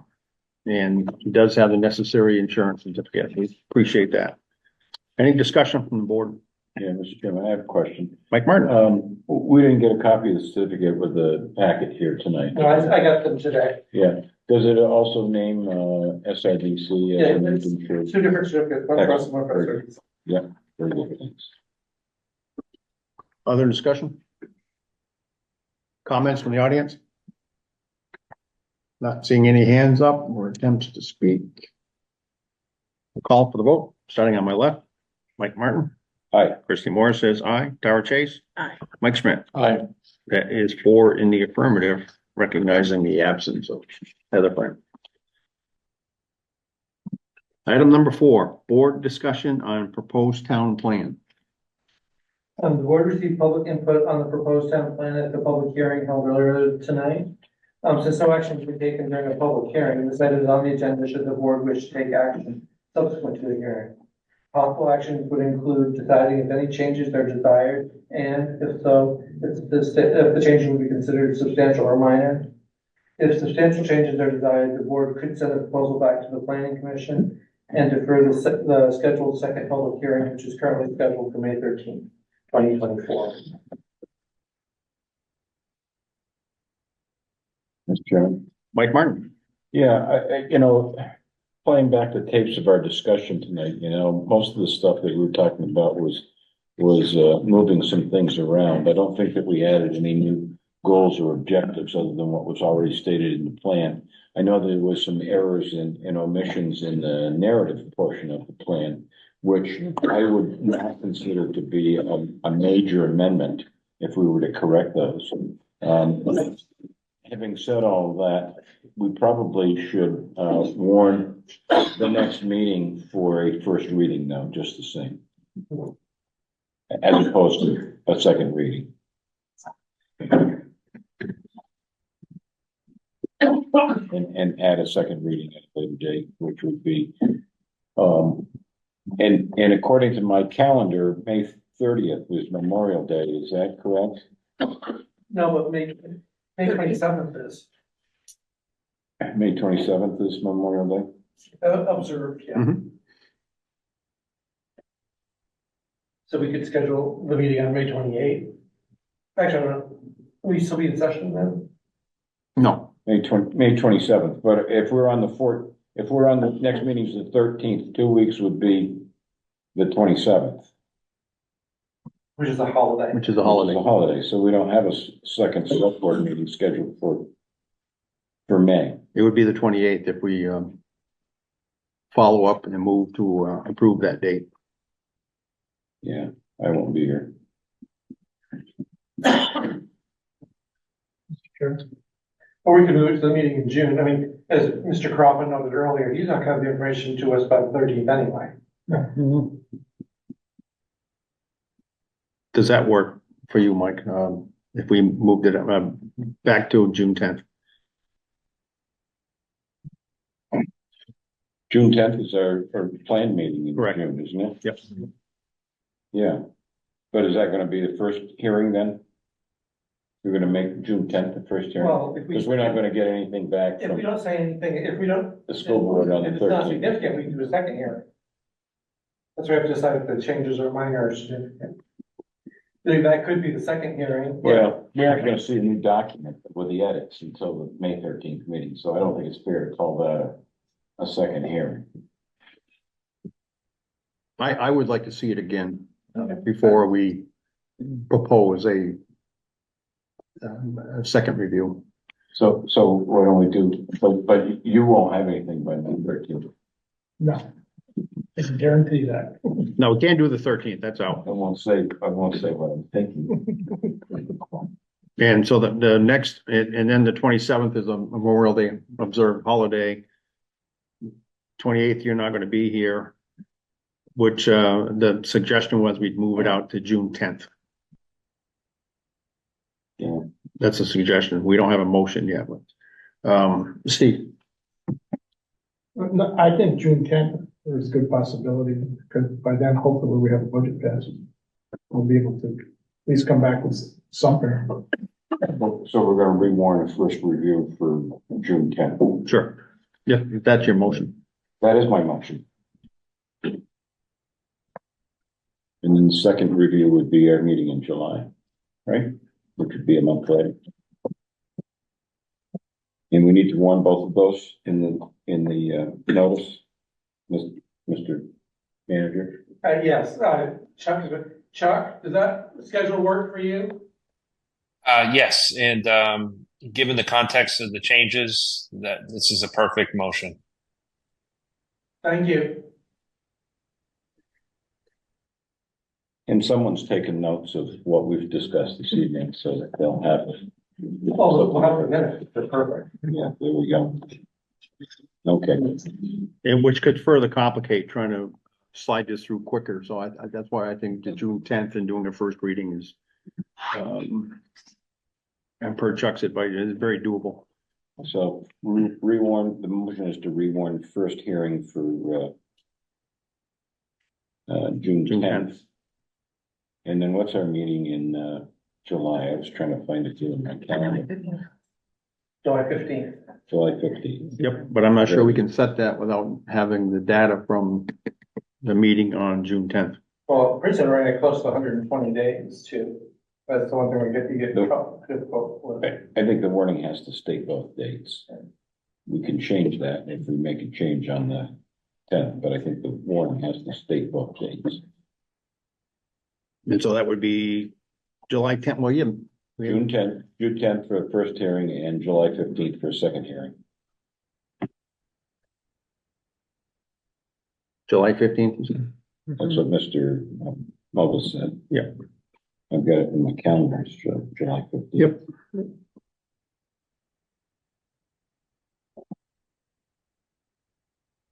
Okay, so we do have a motion. Mike has made a motion to rewarn the first reading of the town plan for June 10th. And with a second review, public hearing on July 15th. Is there a second to that? I will second. Okay, we do have the motion and seconded for that purpose to rewarn the first hearing for a public hearing of the proposed town plan for June 10th after the work that goes into the edits. And then the second public hearing for July 15th. Is there discussion from board members on that?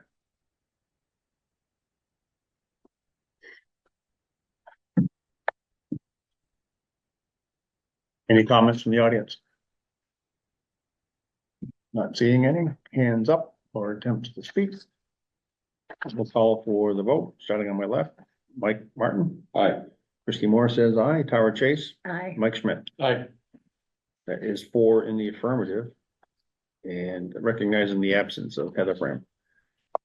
Chuck, I want to thank you so much for being on tonight, and for your input and due diligence, and we'll look forward to working with you to get the rewrite and back so we can present that on June 10th. Yeah, I just want to also note that, actually Chuck's on vacation, he's in Florida now. So he did this on his vacation time. So thank you, Chuck.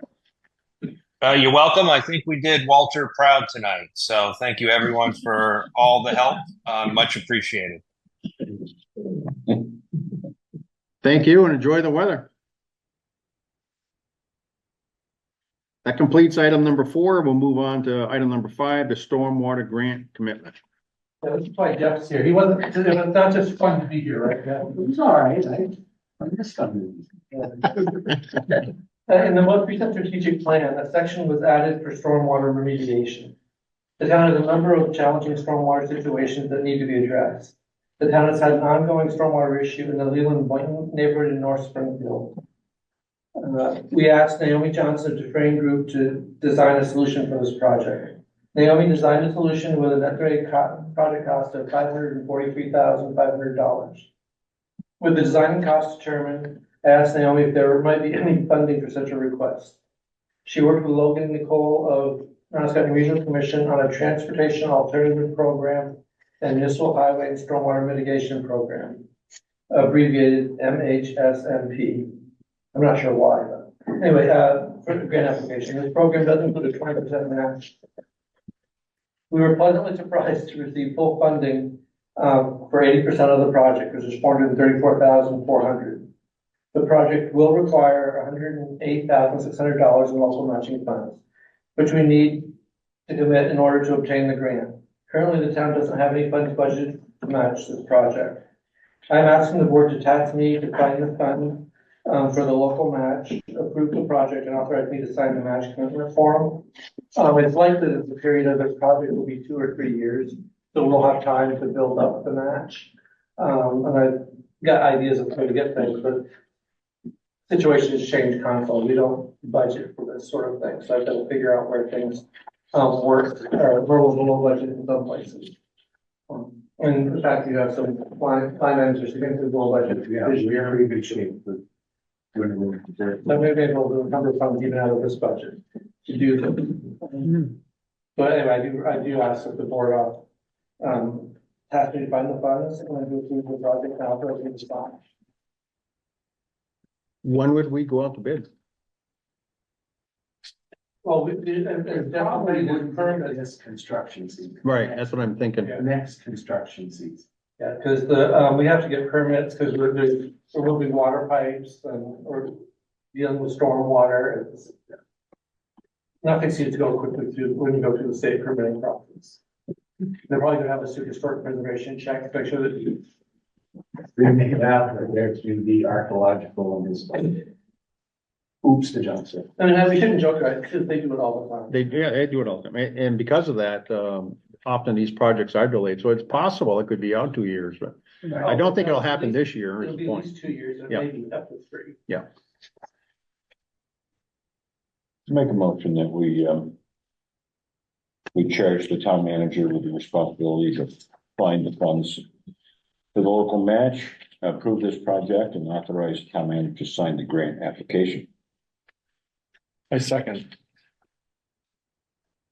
We do have a motion and seconded to authorize the town manager to sign the grant for the Leland Ave and Boynton Drive, not a water and stormwater project, for a total package of $543,500, recognizing a state grant at $434,400. And the town manager is instructed to find $108,600 for the local match. Is there any discussion from board members? Just an observation, Mr. Chairman, Sure, Mike Martin. in the plans that were submitted by Duprain Group, they still have Giddings Street listed as Main Street. That's how long ago, well, They've been around this it's long? been around for a while. Oh, It's I probably didn't around look for- at the date, October 23rd. But she started on it before that. Yeah. Yeah. This problem was a problem before I was town manager. And, Probably before Bob was town manager. and this is in Bob's old neighborhood. Yeah. And there's some residents over there who would be very glad to hear that this is going to move along because the severity of the storms have changed and it makes it a bad situation even worse at times. And the town has worked in that area over the decades to try to alleviate this stuff. Yeah. What, Yeah, our staff will be very happy to get this resolved. what is the issue with the current stormwater Well, situation? the issue is there is no stormwater system there, pretty similar to like up on Meadow Drive and Acres. Lincoln Street. Or Lincoln Street, it was built with really no stormwater system. And it was just made to shed off, and over the course of time, the water has made its own course through people's backyards and down into the corner of Lincoln and Morton Avenue, so. Okay, thanks for that update. Other discussion from board members? Comments from the audience? Not seeing any hands up or attempts to speak. We'll call for the vote, starting on my left. Mike Martin. Aye. Christian Morris says aye. Tara Chase Aye. and Mike Schmidt. Aye. That is 4 in the affirmative, recognizing the absence of Heather Fram and so approved. Thank you. It was worth you showing up. It was. Yep. Good luck finding money. No, We'll find it, yeah, no problem. We feel comfortable. We'll find it. Item number 6. Item number 6, receive proposed water and wastewater budget. Water superintendent, water for our, and wastewater superintendent Nate Frazier worked with finance director Kathy Sanji to develop a proposal, and Jeff Strong. You were on vacation when I wrote this. A proposed FY 25 water and wastewater budget. The plan is for the board to receive the proposed budget at this meeting and have a full budget presentation at the May 13th meeting. So we just wanted to get it to you guys, so you have a couple weeks to look at it before the presentation comes next time. So all I would like to ask tonight is the board recognize they've received the proposed budget. So I'd entertain a motion by board members to acknowledge that we have received the water wastewater budget for fiscal year 25. This is painless, doesn't cost us anything. I move that we recognize we received the budget. And I'll second it. Very good. Members, thank you. So we do have a motion and seconded that we acknowledge receipt of the proposed fiscal year 25 water and wastewater budget. Before we vote on that, is there any questions from the new members about the water wastewater or the format which you're looking at that we might be able to answer tonight to help you out, or maybe you're good with it? I'm good with it. Probably repeat it. So, Great, maybe I can familiarize myself then too. Yeah, the important things to look at are the total expenditures are up 7.4%.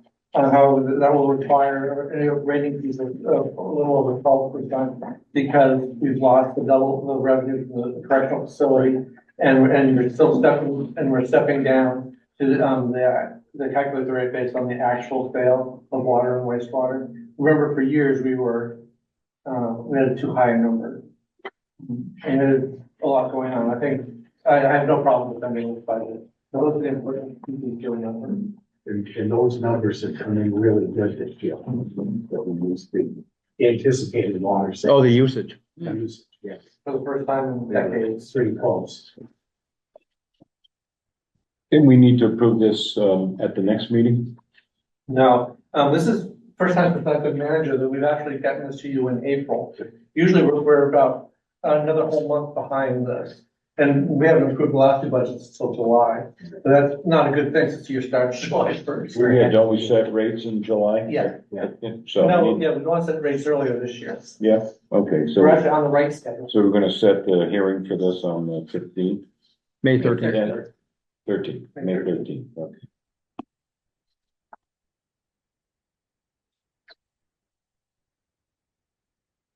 Any other discussion from board members, comments from the audience? We're just acknowledging receipt at this point. Too bad. So I'll call for the vote on my left. Mike Martin. Aye. Christie Moore says aye. Tara Chase Aye. and Mike Schmidt. Aye. That is 4 in the affirmative. Recognizing the absence of Heather Fram, and we have receipt.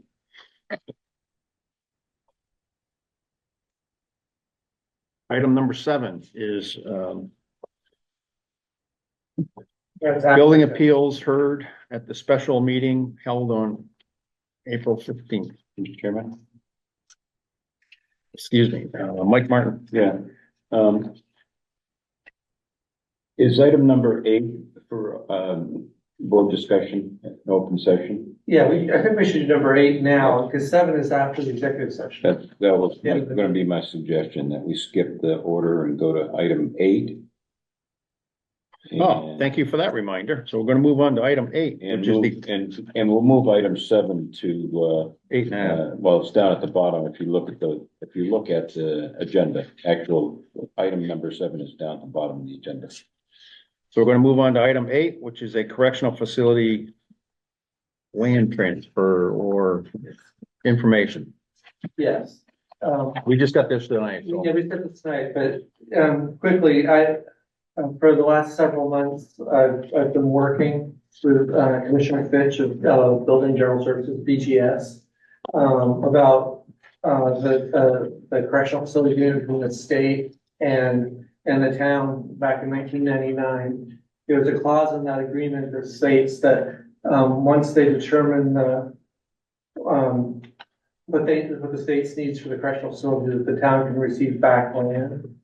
And I would like to receive that land back, I mean, on behalf of the town. I say that because I think that there's things we could do with that, the 10 acres of land up there.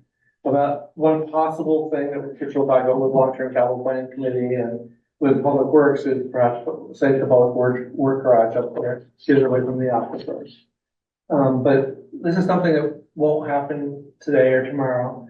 But I reached out to Alice Emmons, because she's chair of institutions, and she's working it into the capital bill to approve the transfer. There's no money involved. I mean, it's supposed to come back to us as because of the group of the deal.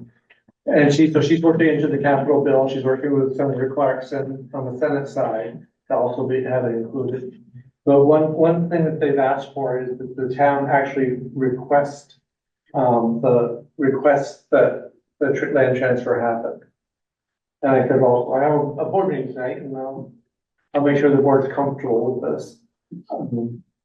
So even if we don't cite the new public works garage there, I still think that it would be good for us to control that land. We're not receiving taxes for it anyway. It doesn't affect anything. So I would just like the board, my recommendation would be that the board authorize me just a bit of a request for the land as described by Commissioner Fitch, adjacent to the correctional facility. Chairman? Mike Martin? Yeah, I would make a motion that the manager do that. I also make reference to the original prison agreement. Get a little historical context as well in your request. Yeah, they've got copies of it. And that the town of Springfield feels it's long overdue. Wholeheartedly support transferring it. I don't know if you want all that in the motion. No. It's in the minutes. We want to do this very nicely and on the up and up. This is our second go around. We're trying to get this land that I'm aware of transferred. At least 3. I was involved in one previously. That's what I'm saying. This is to me, would be my second. I'll second Mr. Martin, so. Abbreviated. The abbreviated version. Not the long version. Yeah, so we do have a motion and seconded to authorize the town manager to submit a letter to Commissioner Fitch of the state of Vermont. The administration is looking to transfer the land, the unused portion of the land at the correctional facility, per the original agreement in the town of Springfield. Yeah, I do want to note that the land that they're transferring, look at, like, it's almost about, 10 acres, just about exactly 10 acres in 2 lots. The total land up there that could be available is around 31 acres. So they're still retaining quite a bit of buffer. When I spoke, with the correctional facility, Michaela Merrill, the superintendent, and they fully support this. They have no problems with this request. So I'm excited to have this asset returned to the town. And will be held harmless on any contamination. The contaminated stuff that it has the cap on it, still in Maryland. Okay, perfect. That's Okay, any discussion from board members? Comments from the audience?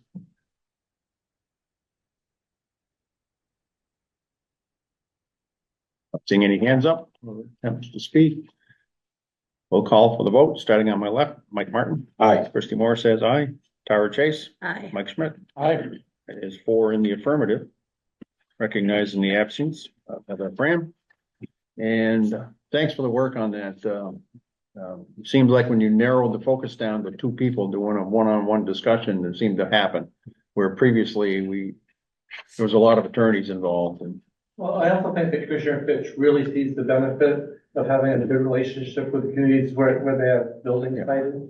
I think that may not have been the same, previous commissioners may not have agreed to the same degree that Commissioner Fitch does about that cooperation between the town and the state. Right.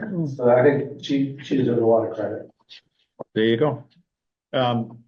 This won't have any impact on the readiness to serve fee. Okay. Very good. Thank you. Let's see, that concludes number 8. We're at the point in the agenda where we'll talk about financial reports. Yes, so the board will be signing some warrants tonight. If anybody has any questions on the warrants, please reach out to Kathy Sanji in the finance department. I will say that there is a large check being written to the Edgar May that you'll see in there, Southern Vermont Health and Recreation Center Foundation, whatever what the original name was. Those are the earnings Oh, the investments. on the investment account. It's like 198,000, so it's a big check going for them. That's money that we received from the investment that we turned around and given back to them. We brought, they're entitled to all earnings above the $2.7 million floor that was invested. So, there was just about 2.9 million and they took that. So that's what a lot of people know. So there is a big number here that you're gonna have to sign on. It's all legit. Also the March, the end of March report, so 75% of the year is done. So I'll hand out the end of March budget statement. We are in good shape. Yay, thanks, Jeff. Yeah, No, Public Works has done a great job. well, We were lucky with the weather. the weather cooperated. Every weather cooperated, but I think there was also, a greater focus on being efficient with the winter road materials. I guess is the best way to put it. Those lines look good. And the weather did cooperate, but I think we also focused on trying to be efficient with our materials. Excellent. Our new members to my right are you understanding the expenditures to the Edgar May for the funds that the town manager alluded to? It's part of the correctional facility agreement. We solicited the town's folks to come up with some projects to spend some money that was $3 million that was put up by the state. And for that purpose, but over time, we have spent some of that down, for recreational purposes. And the base is 2.7 million, and you mentioned it's up to 2.9. Edgar May is entitled to those excess funds. It's not money that we, per agreement, is, from the time that, that money was put aside. And it's not something that we can get access to, but they are entitled to them. Thank you for explaining. Well, I don't know if I made it better or worse, or but if you have questions. It was nearly 20 years ago now. It's really been a while. Yeah, yeah. Mr. Chairman, Mike Martin. question for the manager. So the fund is $3 million. What's the current fund balance? Well, it was 2.9. We've distributed 200, so it's 2.7 million. Now. Yeah. But they're receiving quarterly distributions for the fund was set up. Yeah, but the balance has remained at 2.7? It's been as high as 3.3 and as low as 2.1. Yeah, but the base is 2.7. So are they receiving, funds, realized gains? Is that what the intent is? This would be, interest, dividends, and unrealized gains. Unrealized gains. So they're gonna realize those gains by selling investments to raise those funds. Well, as fate would have it, there was a very high cash portion of the portfolio when we had this meeting a few weeks ago and developed and to request the funds. So we didn't, it wouldn't have been necessary to sell any of the stocks or bonds. They were at just happened to be at a point in their redistribution of the portfolio where cash was more than 200,000. So the unrealized gains in the investment value of the fund is not going to be realized. We're going to take the cash out of the fund, and the unrealized gains will still be unrealized. Well, they would have redistributed that cash into stocks if we hadn't had this meeting. But yeah, they do go through and balance the portfolio regularly. We have reinstituted the investment committee. So let's see, Steve Ankud and I are the two town representatives. Rick Ribbons, and I don't remember the name of the other person who's on there on the Edgar May side. And how is the determination made? What formula is made to determine what payments made? Above 2.7, they're entitled to anything above 2.7. If it's below 2.7, because the investments are low, they're only entitled to interest and dividends.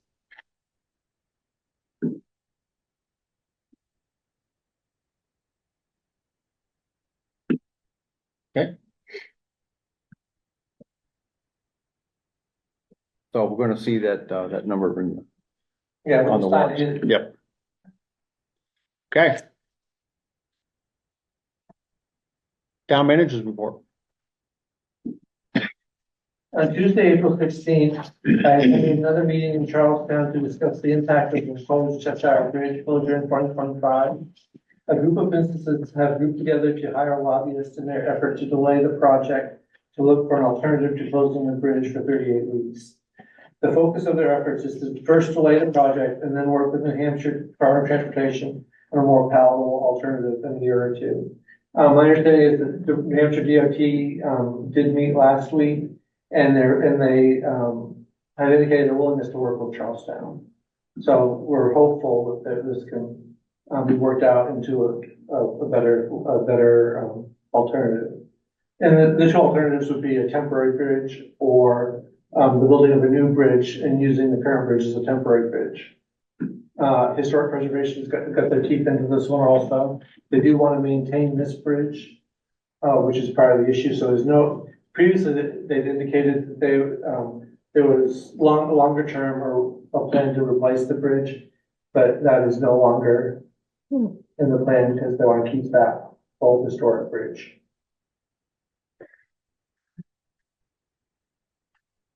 On April 11th, I met with representatives from FEMA, Vermont Emergency Management, and the State Historic Preservation Office about the town's application for a FEMA grant to remediate the liability to the town caused by the condition of the Weathersfield Dam. The next step in the process of the development of the historic resource documentation package, the HIDP, and the development of an exhibit or website that focuses on the history of the Springfield water system. I believe that once these two items are finished, the town will finally receive the grant. As this process has taken much longer than expected, I will have to reach out to the state to extend the demolition permit, which currently expires in October of this year. It is progress, but it's slow progress. But as you see, historic preservation is already involved in everything, so. I congratulate the board on their willingness to not necessarily step another committee in the town plan. On April 11th, board member Heather Fram and I went to Barry for a full day workshop on long-term capital planning. The Vermont Bond Bank sponsored the workshop. Both Heather and I came back with ideas to bring the new long-term capital planning, to bring to the new long-term capital planning. After the recent sewer break along the River Street, the state required the town to camera the sewer main adjacent to the break. This work was completed on April 15th. Unfortunately, the camera revealed that the adjacent pipe is in very poor condition and needs to be replaced as soon as possible. Wastewater Superintendent Nate Frazier is working with the Frame Group to develop a plan for further evaluation of the line down to the middle of town. So back to the Main Street intersection. They're also working on obtaining funding for emergency projects. And another handout. Friday, we received this letter from the state, which says that we have 30 days to develop a plan and get back to them with the plan. Nate is already working with Naomi at Dufresne Group to develop the plan. So I expect to have more information for you at the next meeting. It's basically where we have, right? So it is serious. There is a real problem there. The camera pictures show that that's not a pipe that will last. It's like the rest of the part that blue where the top is the bottom. The top is disintegrating, the bottom is still there. But that's where we are with that. I just wanted to share that letter with the board so they know it's coming.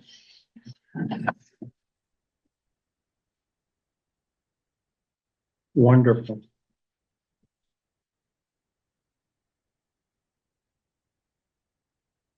Is there any opportunity for grants that we know of? They are looking into that. Yeah, they're working for There's a possibility. emergency funding, yes. Mike? Martin? In the corrective actions, it says the town owns the budget and execute a replacement of the entire length of 12-inch main, but I'm looking for that length. It says We aren't quite sure where that's gonna end. it says approximately 45 feet downstream of the pier location. That And was, declined to go any further due to concerns that the pipe had that's deteriorated. as far as the camera went. So it started immediately adjacent to the repaired area and extended for 45 feet? No, That's how far they could camera. that's how far they could get was 45 feet. No, but the section that we replaced, 65 feet. but we wouldn't have connected the bad pipe that we know. We connected back to the best piece of pipe that we could. The Well, best connected piece. to the. We connected to the manhole, to the Connected to next the manhole structure. Oh, okay. So the beyond structure was good. Okay, so beyond the structure, we don't This know. potentially could come down to Valley Street. Well, it could go past Valley Street down to the intersection, Wow. moving over to Mineral Street. Keep our fingers crossed. We're gonna do some more investigation on Wednesday, and that's what's gonna determine how far we're gonna go. So you're gonna have to have a camera operator that's willing to navigate the additional, You know, you can't get through it, the camera won't make. oh, wow. It's too clogged up. Yeah, Nate said it's not worth trying to camera more. You get the camera caught and you can't get it out. And Or the camera can do damage and actually create a break on its own as they try to maneuver it. So what method do you use to determine the length of pipe? we'll have to open up covers down below and find a good section of pipe. And, you know, like I said, it could be Valley Street, Jeff could be right, it could be down to the square. Can you go further downstream and camera back? We can, and that's what we gotta find, that's what they're looking for on Wednesday. Yeah, so that one, the main sewer line goes from there down to the intersection. And then there's a height differential for the main flow. I have to go across the bridge and down Mineral Street. And if there's too much flow in the pipe, the overflow is, there's a higher pipe that actually does run down Main Street. Years ago, it used to go into the river. That was part of our CSO that we don't have anymore. So, We're gonna hear more on this for sure. Yeah, next meeting, we'll get more information next meeting. And like I said, we have 30 days, so. Not to fix everything. Yeah, good luck with that one. Wow. Other questions on the town manager's report?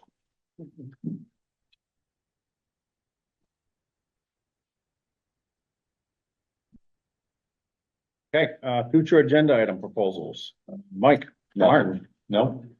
I'm gonna pass tonight. Tower Chase, No. Mike Schmidt, Yeah, Mike and I are working on this together. Mike had a future agenda item about, radio towers, cell towers. And we actually received a request, or to put a cell tower, set a cell tower on Sonnet Way, which is commercial behind the Oakland Cemetery up on the hill. So here, since, here's the information for the public good notice. And I'm sharing it with the board, and this will feed into Mike's agenda item, I think. Thank you. And I have shared this with Mike previously, since it was an issue that he brought up.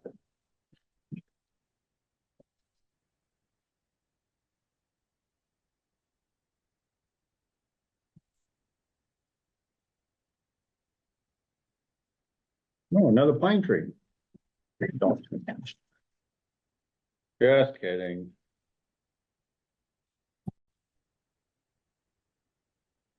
All right, anything else, Mike Schmidt?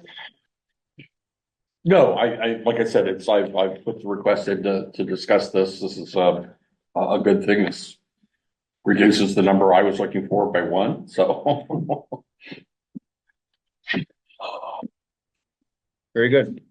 Yeah, I think it has the potential to really help the cell reception along River Street. Yeah, I think we'll still need something out in North Springfield, and there's one needed on Chester Road. It's location. Well, Sonnet Way may reach part of Chester Road until you get up too far up the hill. Yeah. Cause it's at the top of the property, so. Committee reports and announcements. Nothing? Tara? No, thanks. You get your work cut out for you though, with town phone. Yeah, good job. Mike Schmidt? Nothing this week. Very good. So also in the select board packets, the members receive minutes and correspondence. And that is from the Springfield Housing Authority, their annual meeting, minutes of April 9th. Springfield Housing Authority regular meeting, minutes of April 9th. Springfield Regional Development Corporation minutes of March 26th. Springfield Town Library, May 2024 event calendar.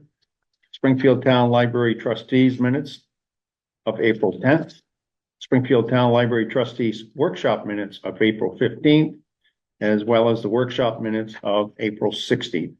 The select board members do receive them in their packets. They're available on the website. Hard copies can be picked up at the town manager's office if the public so desires. Moving on to citizens' comments this evening.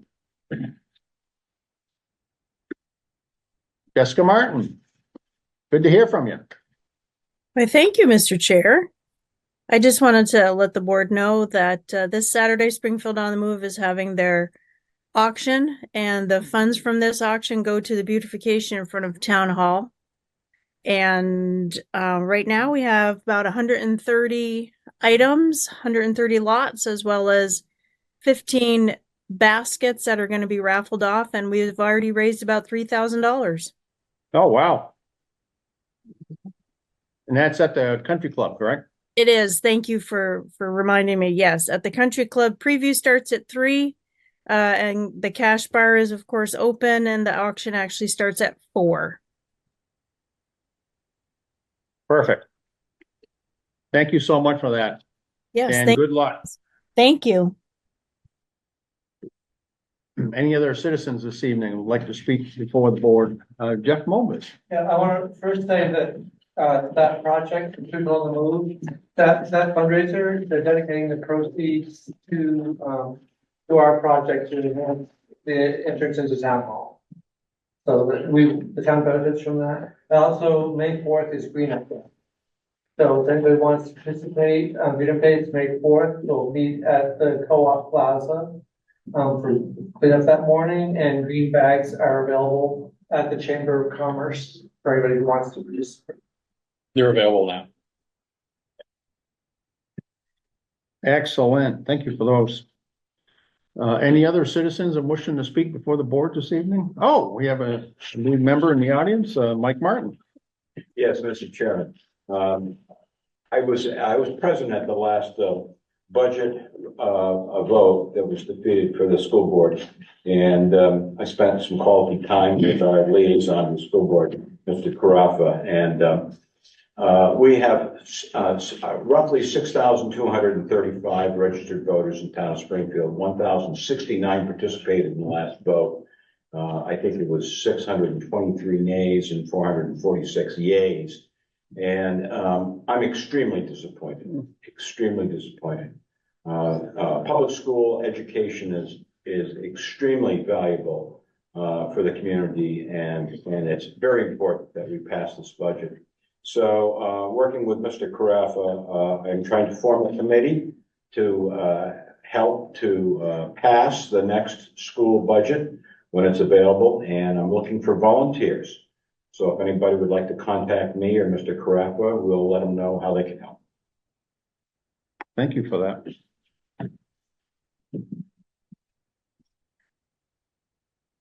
I want to say thank you for his ideas and working together with the select board.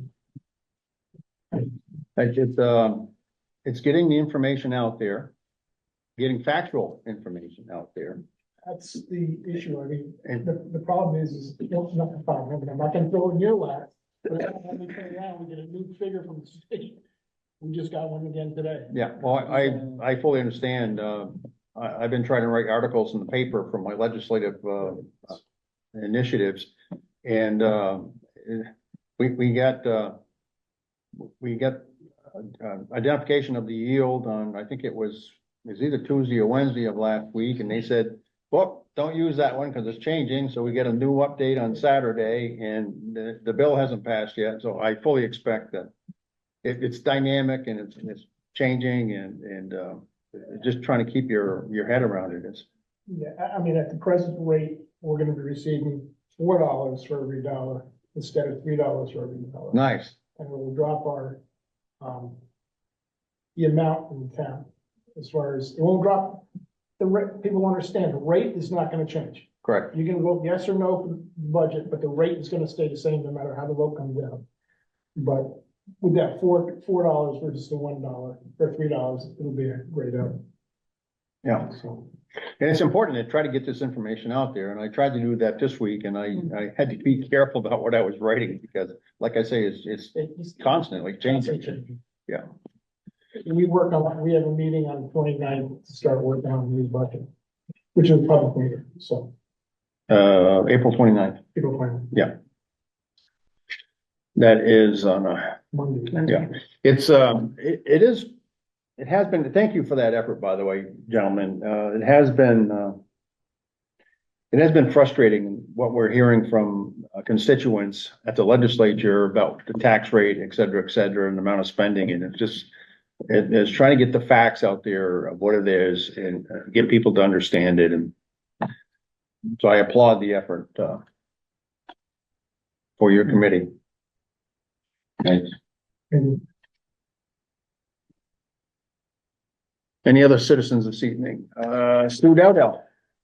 I just want to follow up on the Green Up Day bags. We have them at the library as well, which makes them more accessible. Also on next Monday, April 29th, Jeff will be at the library for Ask Jeff Anything. So we're putting that publicity out there.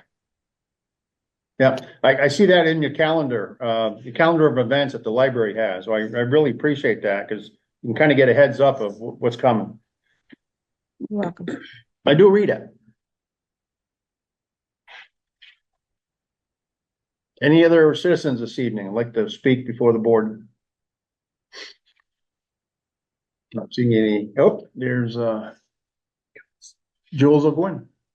I was just wondering if someone could tell me where to find the links to attend the school board meetings virtually, because I've been looking on the school website and I can't find it. Maybe that's why they're not getting participation at their meetings, is because no one can find the info.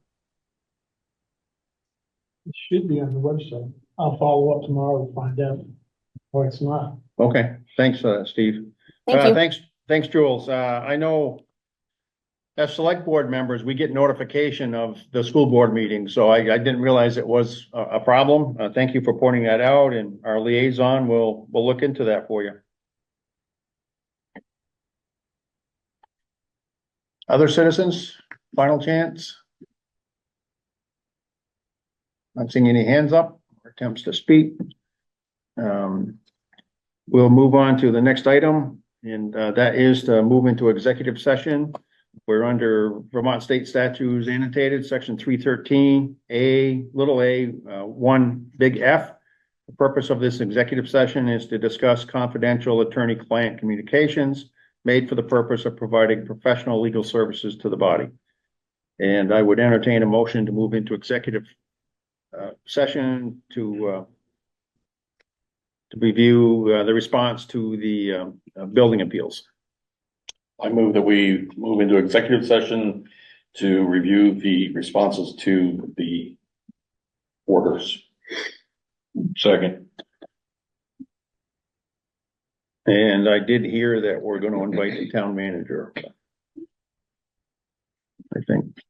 Yeah, well, so be it. Yeah, I agree. It's usually understood, but I guess we'll say that. But I do have a motion and seconded to move into executive session for purposes of attorney-client communications. And I will call for the vote at this time. I do need 4 votes to go into executive session. So I'm going to start on my left with Mike Martin. Aye. Mr. Morris says aye. Tara Chase. Aye.